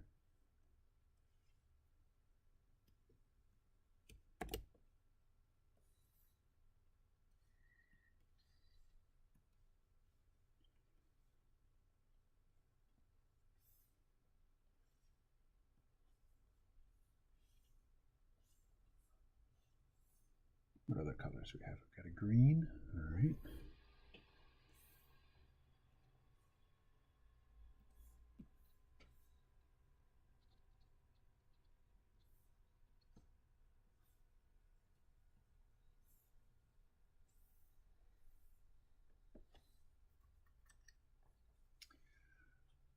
All right. So let's.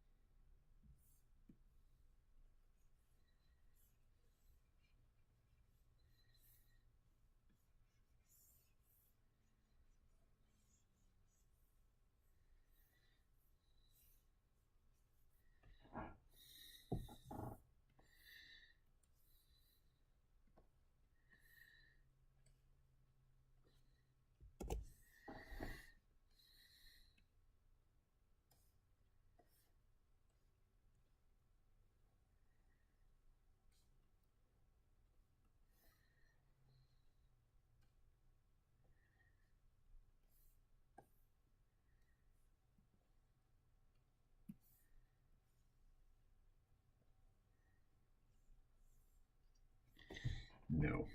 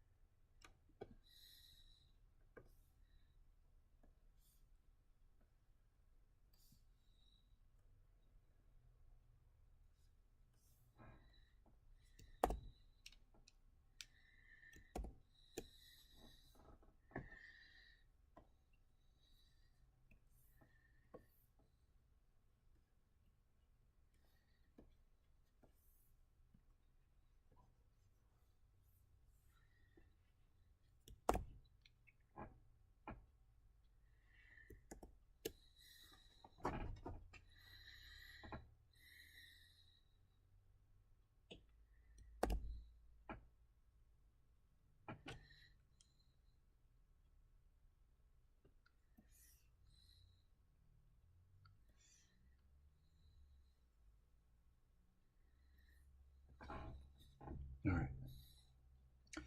So now we're going to take out all the figures.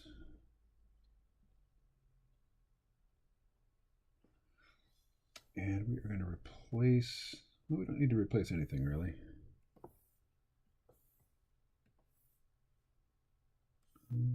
background, right?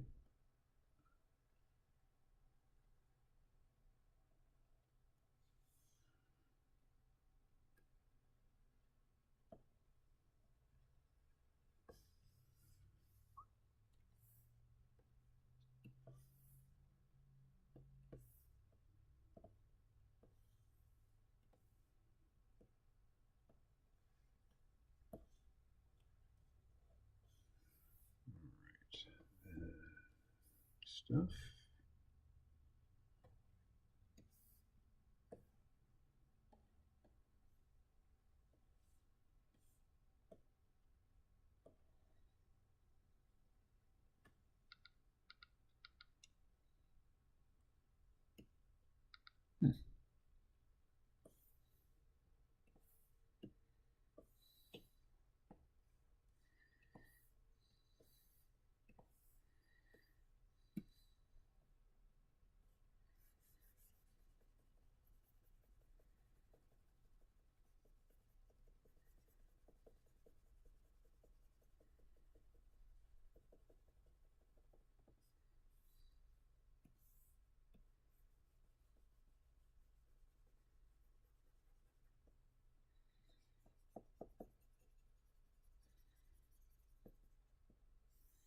Okay.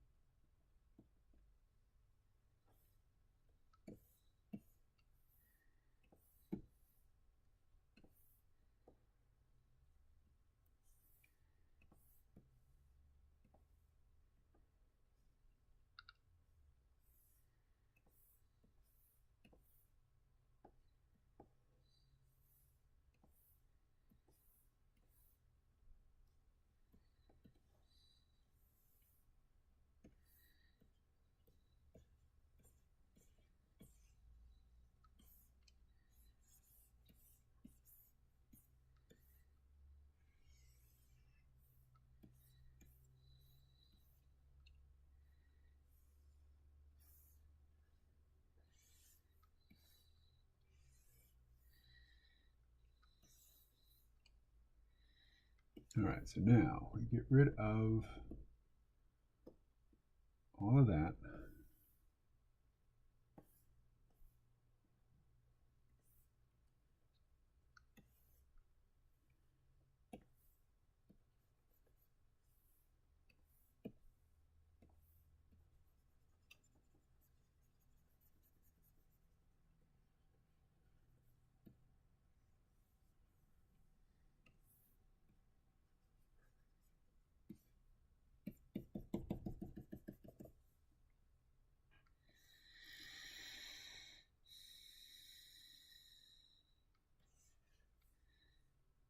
All right, so now we're going to export it as is.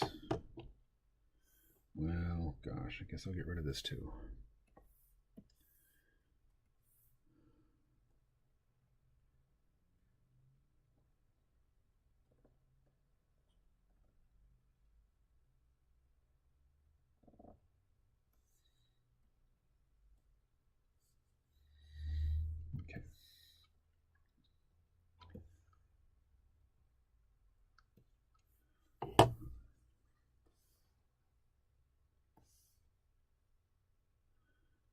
we'll do it as a PNG. Sure. Covenant, karaoke, background.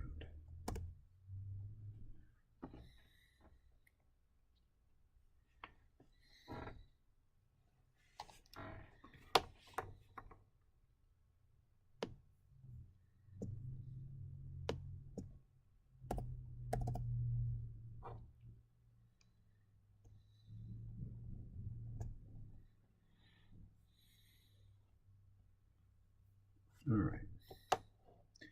Now, save this, and let's go back to Fresco. So there's some fun texture effects in Fresco that I want to take advantage of here.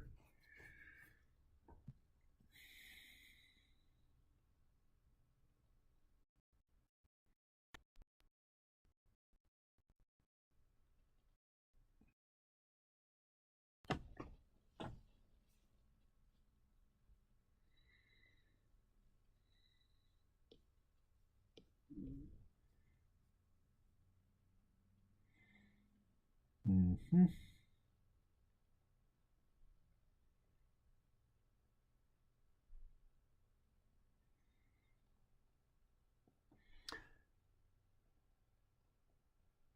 Let's see.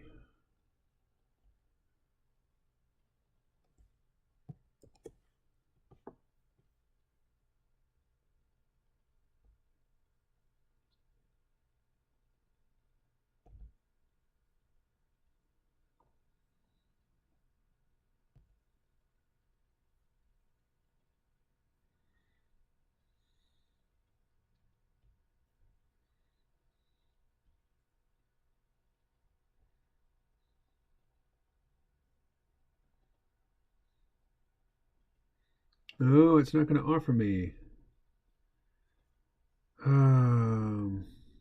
Okay, well, choose another app. Fresco.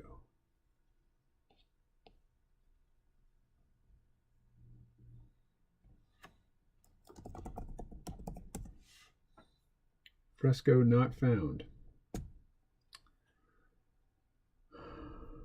All right. So, pain in the ass.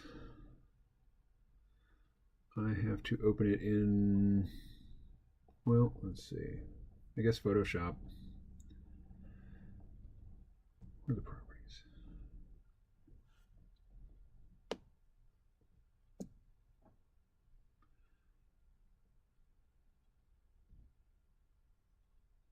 So it is 1600 by 1200. All right. So let's go back to Fresco. And we will do, what did I say it was? 1600 by 1200? Oh, come on. I've forgotten already, huh?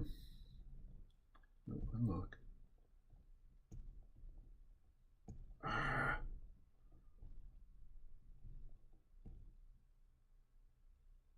Right. By.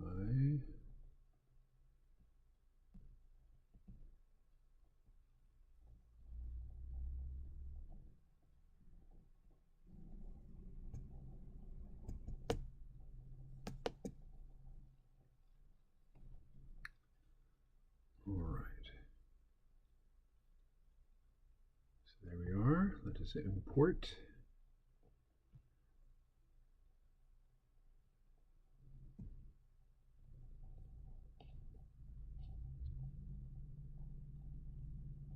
Where'd it go? Here. Okay. Perfect. Done. Now,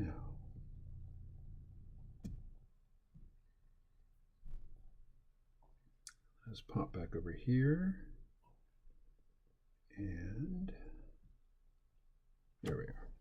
All right. So we've got these light, like dot patterns. It's like, oh, like a halftone. It's kind of a yellow peach color. So that's what we want to do in fresco. Let's get a yellowy peachy color, kind of like that, but really light, maybe more yellowish. No, close. Let's get some red in there like that. And comics, halftone number 4, too big. All right, smaller. Okay, it doesn't change the spacing, so we need a different halftone. Maybe something more like that one. All right. Undo.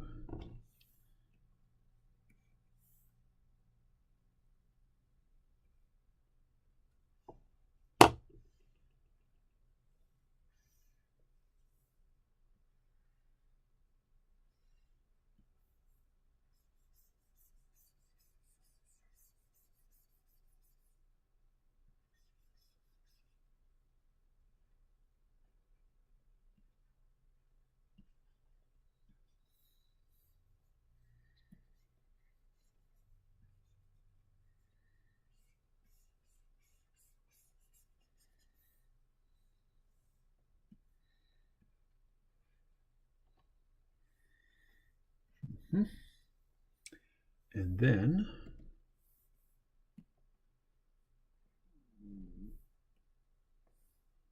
how about a cross-hatching pattern back here?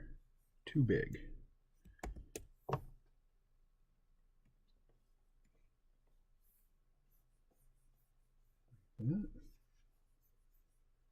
I don't think I like it.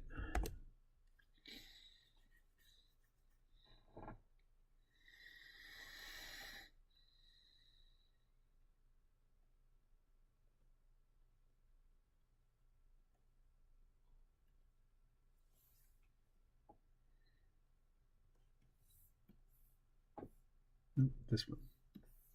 That one.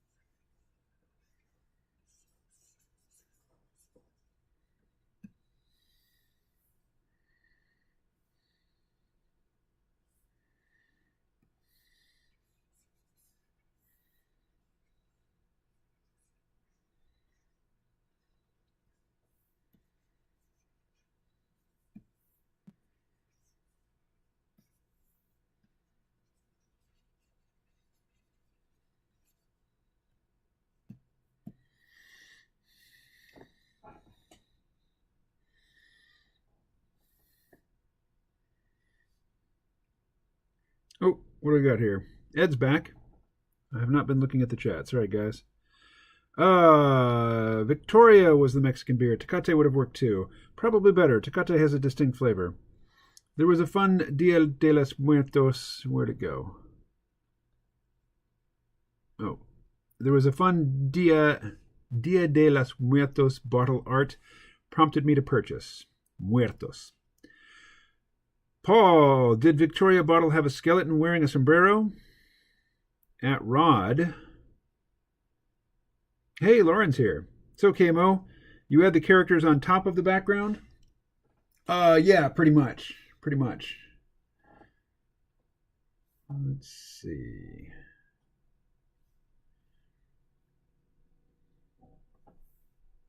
So, I'm going to take all this. I'm going to export as...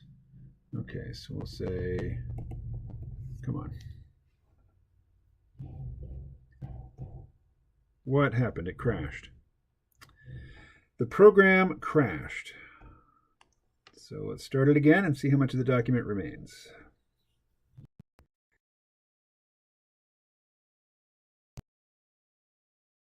RT comes in. Because suppose all of that work is lost. The me of 6 months ago would have been furious. And the me of now is like, yeah, whatever. Okay, good. So here it is. Now let's try that again.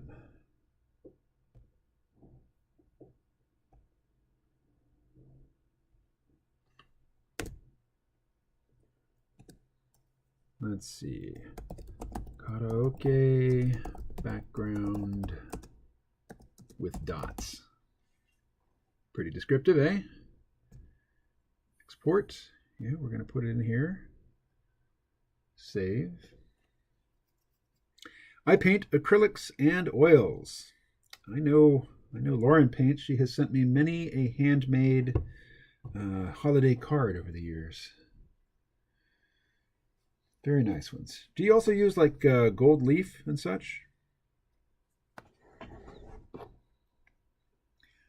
All right. Done. Oh, wait, I didn't export it, did I?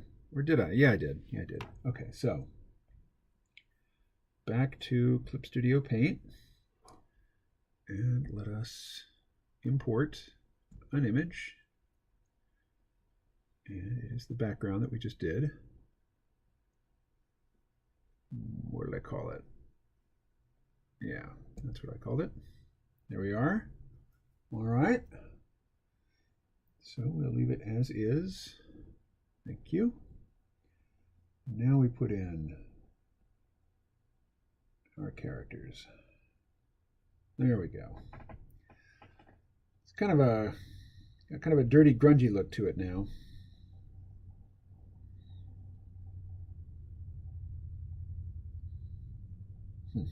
Okay. So now I need to decide on the color of their armor. Or I suppose I can just start highlighting their skin right now. That'll be easier, I suppose. So, highlight shade goes up. Shade goes down. Whoops. Character tones. Now I need to decide where the major light sources are.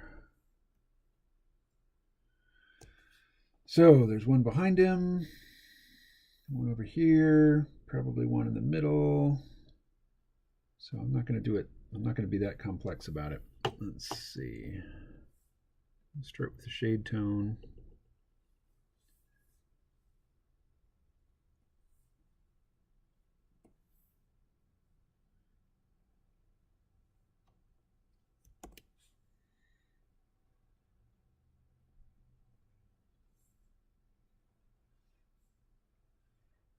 Ah, my opacity is not at 100%. There we go.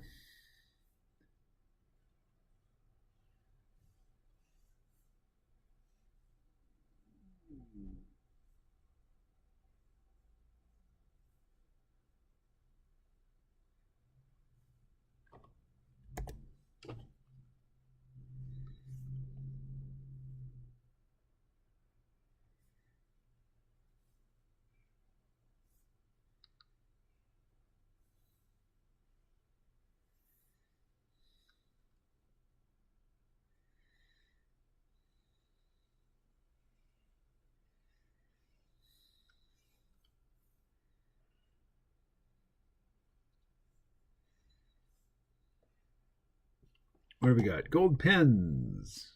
All right.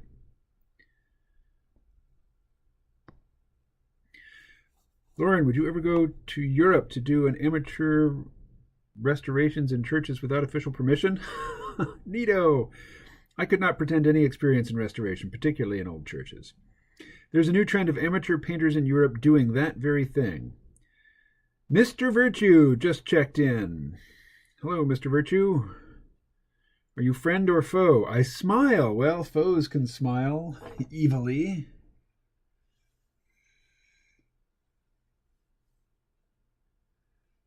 All right.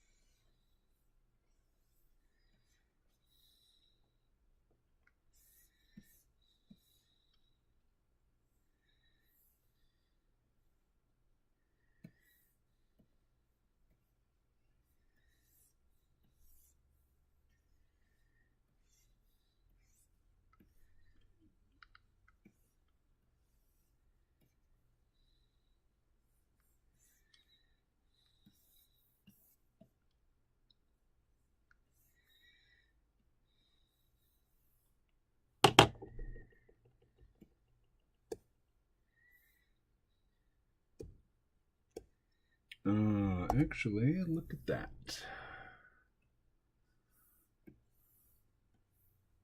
Look at that. And that.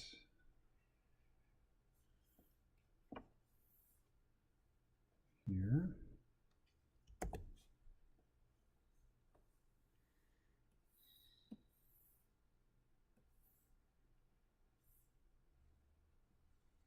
All right, what else we got here? Hey, congratulations. You've received 100 messages today with Restream Chat. Mr. Virtue, been following you for years. Really? Have we communicated with you under a different pseudonym? Many are called, few respond, and even fewer make it this far. Not sure what that's in response to. Some people will do anything for a living, I can relate. Nice detail. Do you do a preliminary pencil sketch of where you want to put everything? Yeah, sure. I'll back up a little bit here, Lauren. I'll show you the bones of this drawing. I guess it's more of a painting or an illustration. But it starts with something like this. I did this over in, whatchamacallit, Fresco. So that was the start. And the background is a photograph.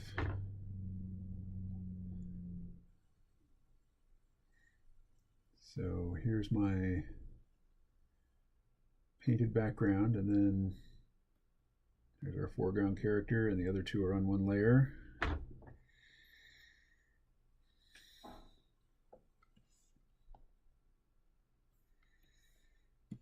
All right. So their armor, I think, is going to be a more... This guy's armor anyway. Well, no, I'll just work on the skin for now. Let's see. There we are.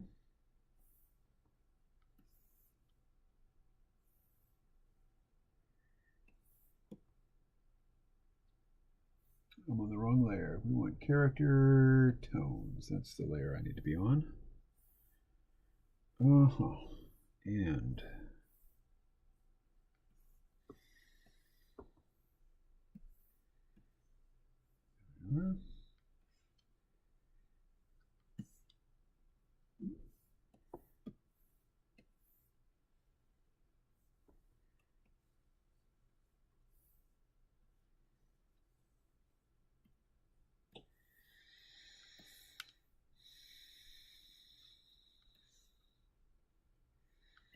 okay.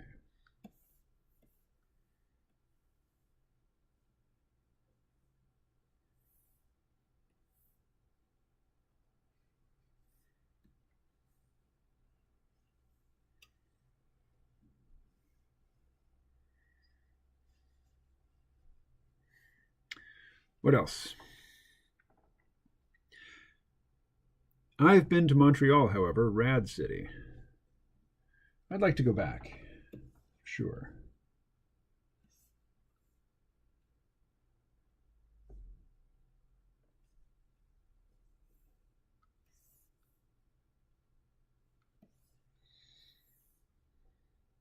All right.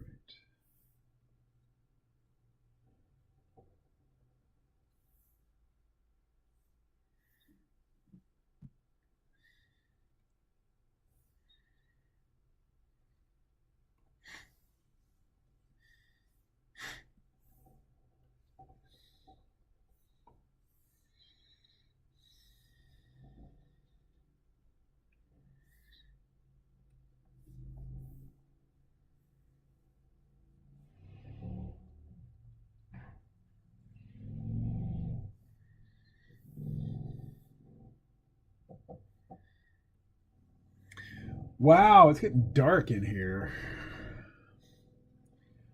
Must be wintertime in Vermont in the afternoon.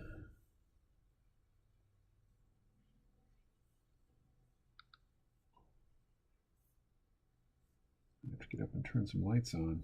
No, didn't select that, did I?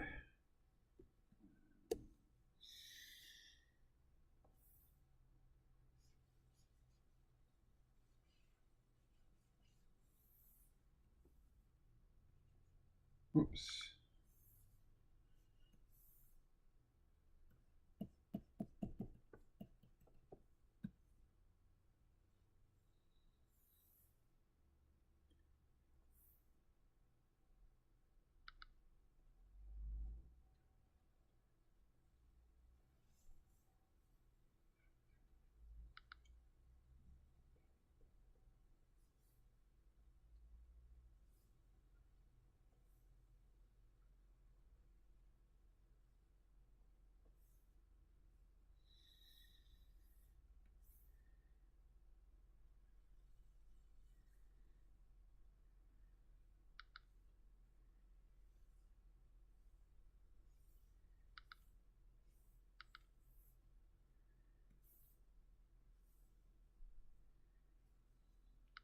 Has anybody seen The Ballad of Buster Scruggs? I started to watch that on Netflix last night. It was enjoyable.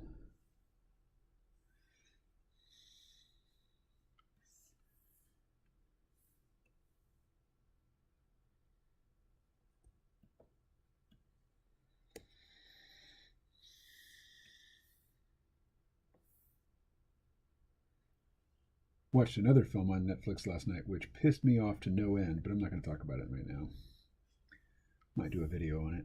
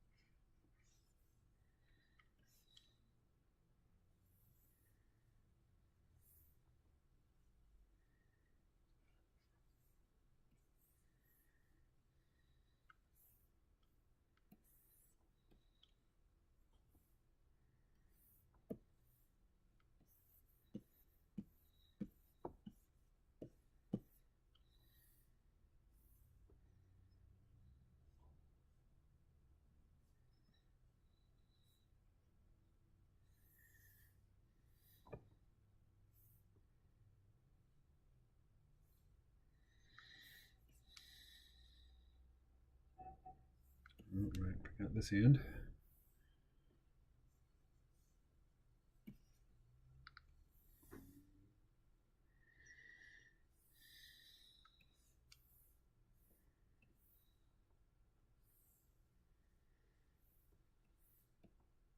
And I'm going to check the chat here again in just a second.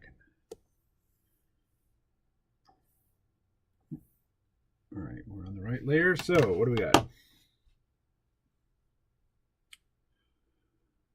Still light here, but sunset is before 4:30. Yeah, I know the Pacific Northwest. I lived there for many years. You're out on the Olympic Peninsula, Lauren? I used to live in Port Ludlow. And I used to drive up to Port Townsend all the time for Tai Chi. But what do we got here? It would be fun to imagine what they are singing / drinking. So I've wondered what they're singing. We haven't decided on anything yet. What they're drinking? I don't know. Maybe somebody who's more knowledgeable in the Halo lore can tell me. So they are partying it up the night before. I think, the Covenant grunts probably drink before and after any deployment, but I don't know the lore that well. I recently acquired a USB microscope. A USB microscope. Huh. And I've been making videos of the tiny creatures in my aquarium. Ooh, I'd like to see some of those. Why did we set the clocks back 1 hour? It makes the sun set even earlier. Yeah, but it makes it come up earlier. It's a real drag to have to get up before the sun comes up.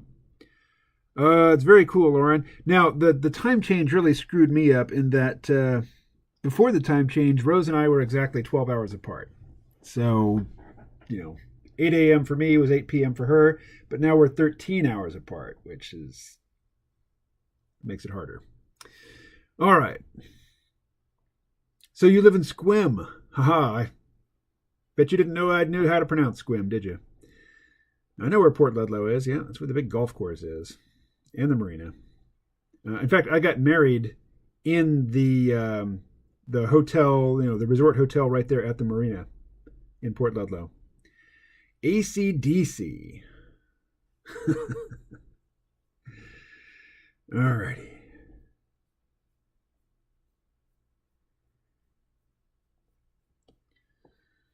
All right, everybody. Talk amongst yourselves for a minute. I'm going to mute again. I'll be right back.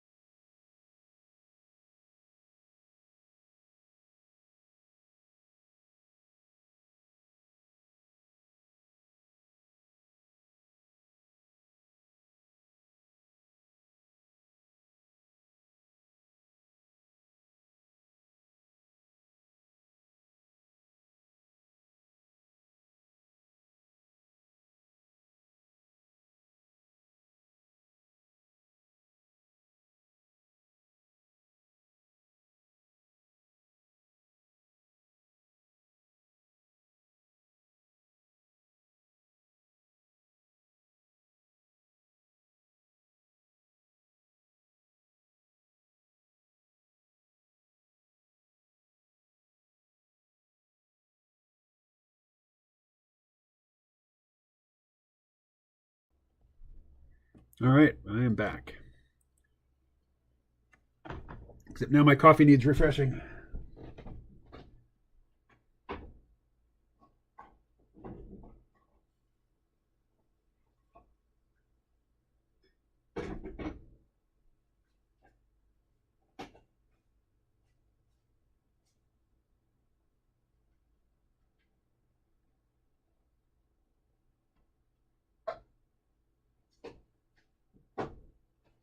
Alexa, flash briefing. KMO, here are more flash briefing stories for your afternoon. From BBC World Service. Welcome to The Compass here on the BBC World Service. I'm John Kampfner with the second programme in our series on modern Germany. I'll be asking if the country has a model for a post-COVID society. I want to find out just what makes Germany tick. We're a funny bunch of people. We are the car guys, I would say. We're perfectionists. Don't take a risk. Have a safe job. It's really something which is very deep in our genes. Don't be too risky because we are all safe. Germans like their cars fast and their politics slow. There are plenty of contradictions. It is still a green country, but it does have some dark spots. Germany is still burning coal for starters, while also having one of the most powerful green parties. Does Germany have the answers for the many challenges ahead?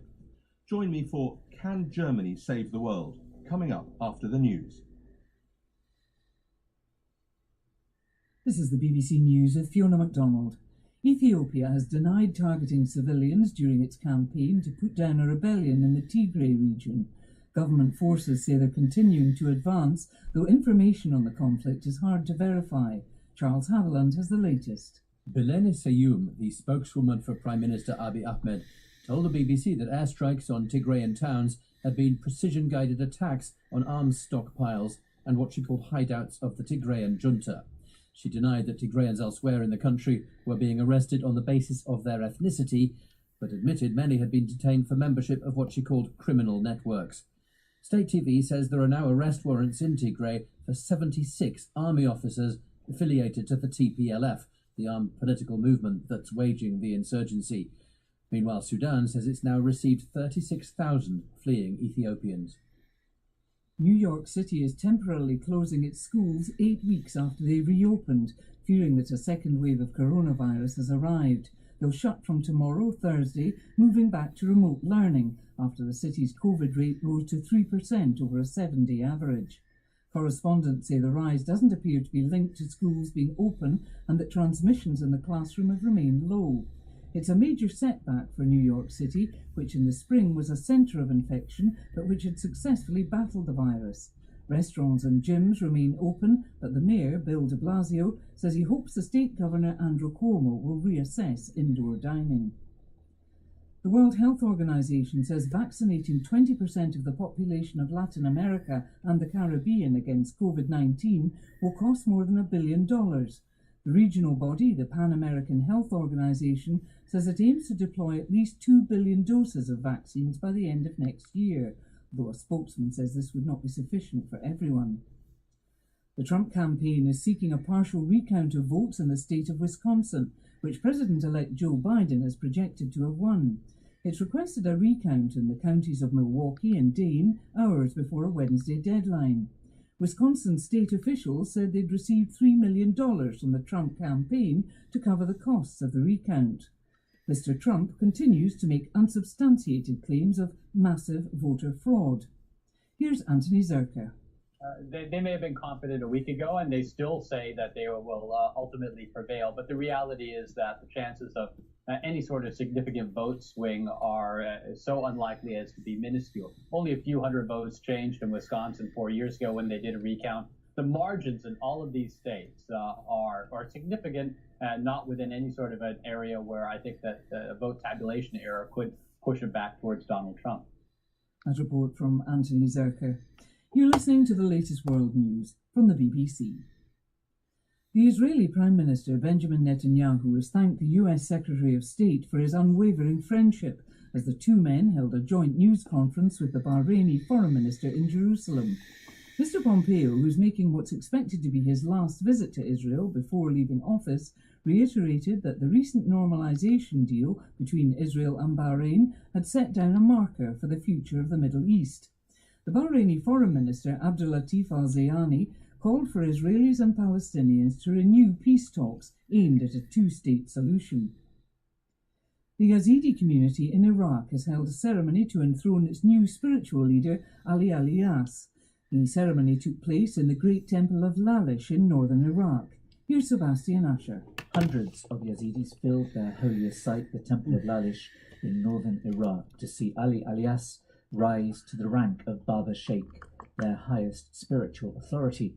Just over 6 years ago, the cone-shaped roofs of the temple harbored Yazidis taking refuge from the onslaught Alexa? of the Islamic State group. Pause. All right, what do we got? What do we got? Oh, I've missed a lot. What have I missed? Here we are.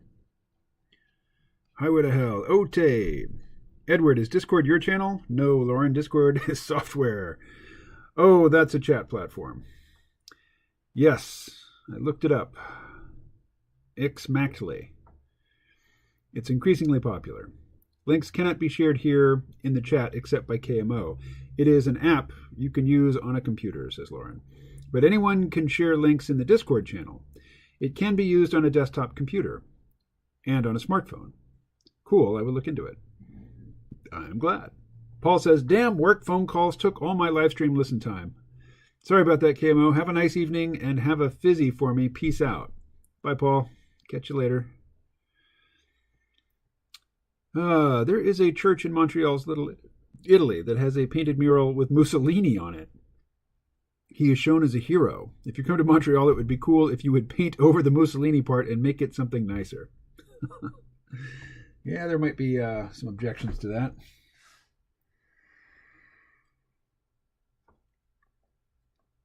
All right, well, we're really getting to the stage where I need to decide on the color of their armor. Right now it's just primer gray. What's it going to be? What do you think?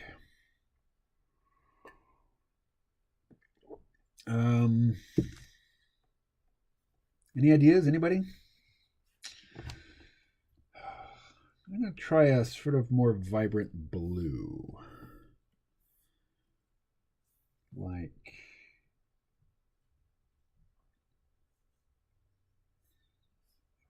that. Let's see. What do you think? I mean, I'll shade and highlight it, of course. But yeah, I'm kind of liking that. I think that's probably going to be the thing.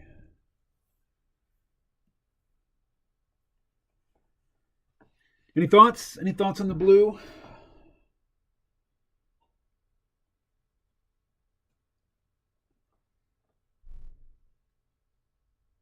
Green, says Lauren. More than one green. What kind of green are you thinking?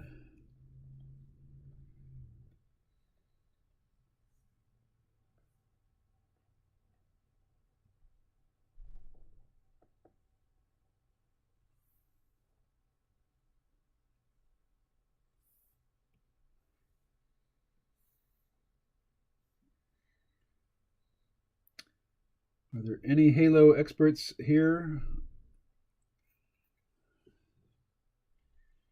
Are there any green Covenant armor shades?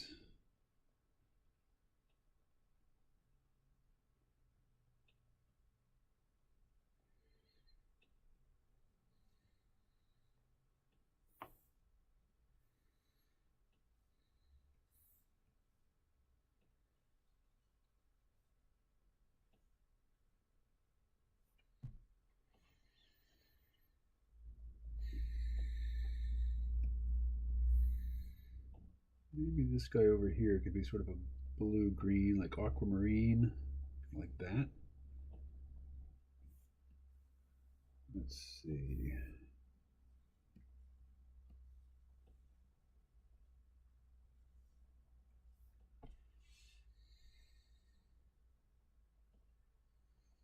Yeah, I'll go with that for now.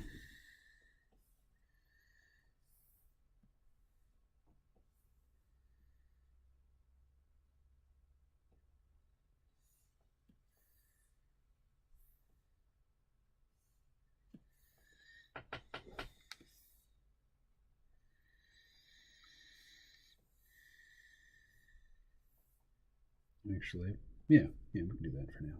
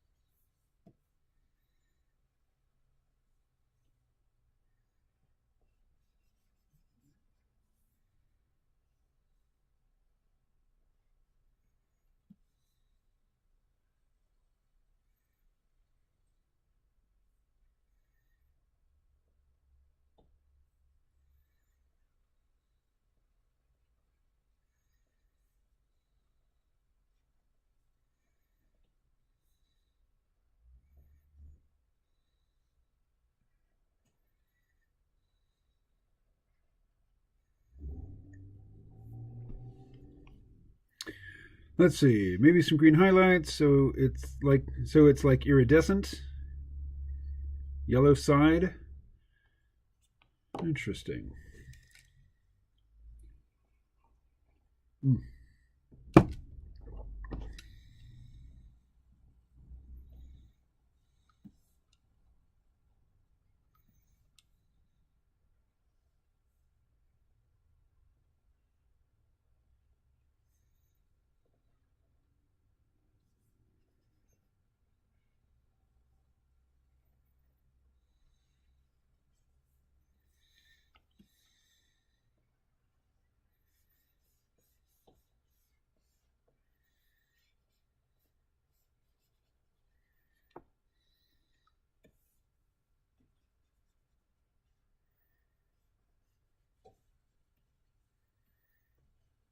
Oh, look what I have forgotten to do. Let's see.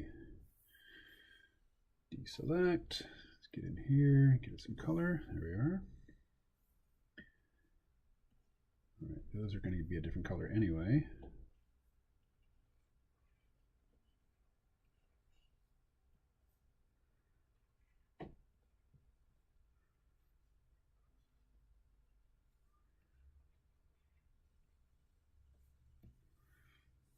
All right.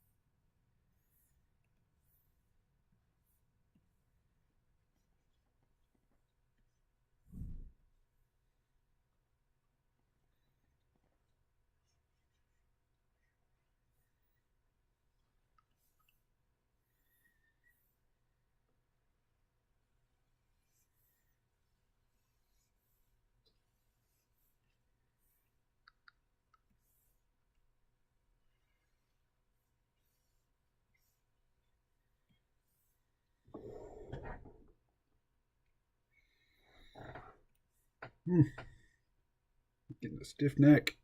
Ugh.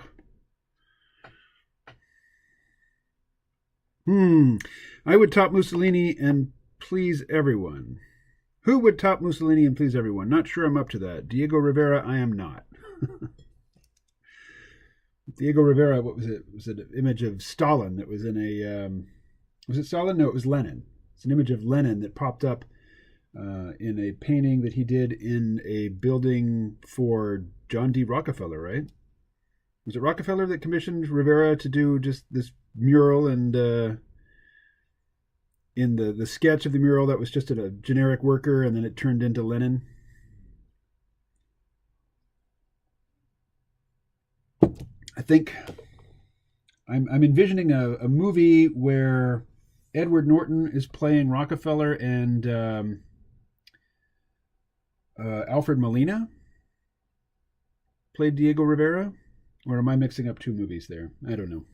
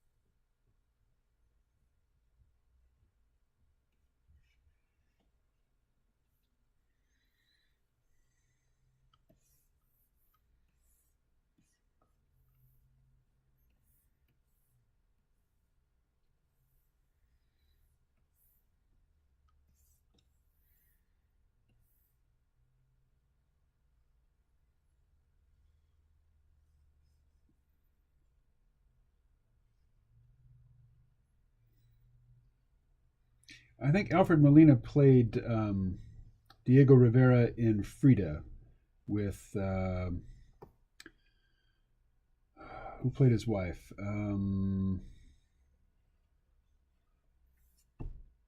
Gosh, it was her vehicle. Alexa, who played Frida?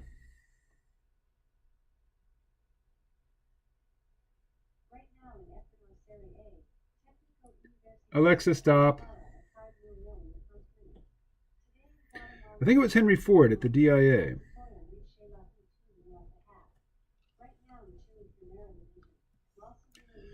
Alexa, stop. Ugh. Alexa, stop.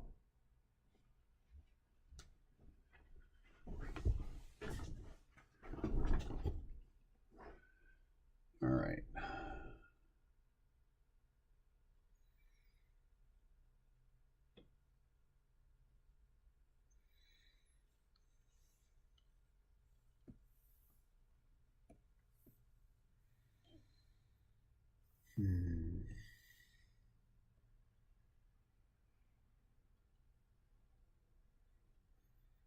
Here's a little experiment in texture.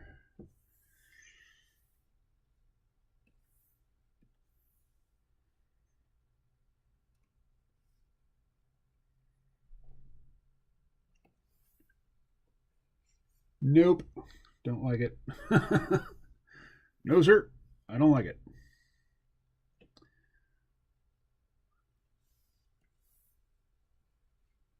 That's a little better. Running color spray. Yeah.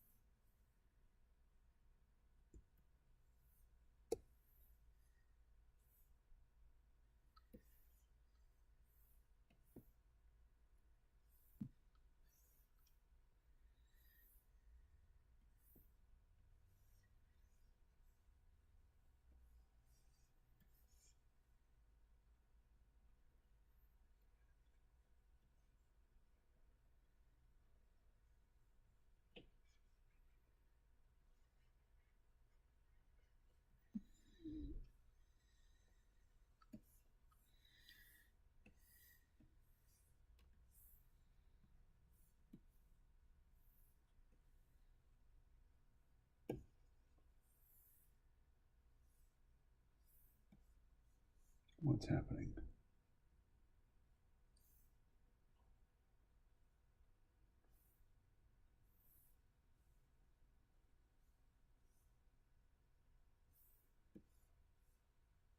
Oh, right. I'm trying to color a surface that wasn't selected.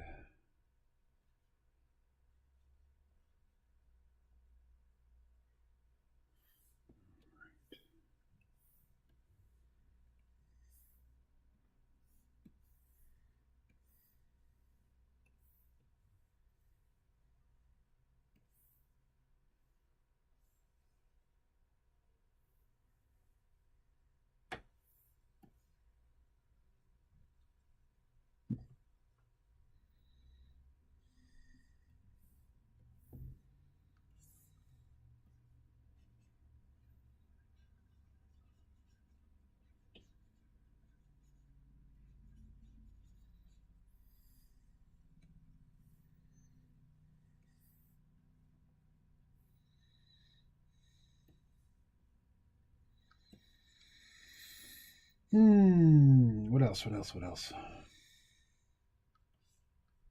Oh, hey, it's 5 o'clock. So here's the most important thing. Save. All right. Well, everybody, that's 3 hours of drawing today. Nearly. Took a little time off to read a Jim Kunstler blog. Let's see, what do we got here?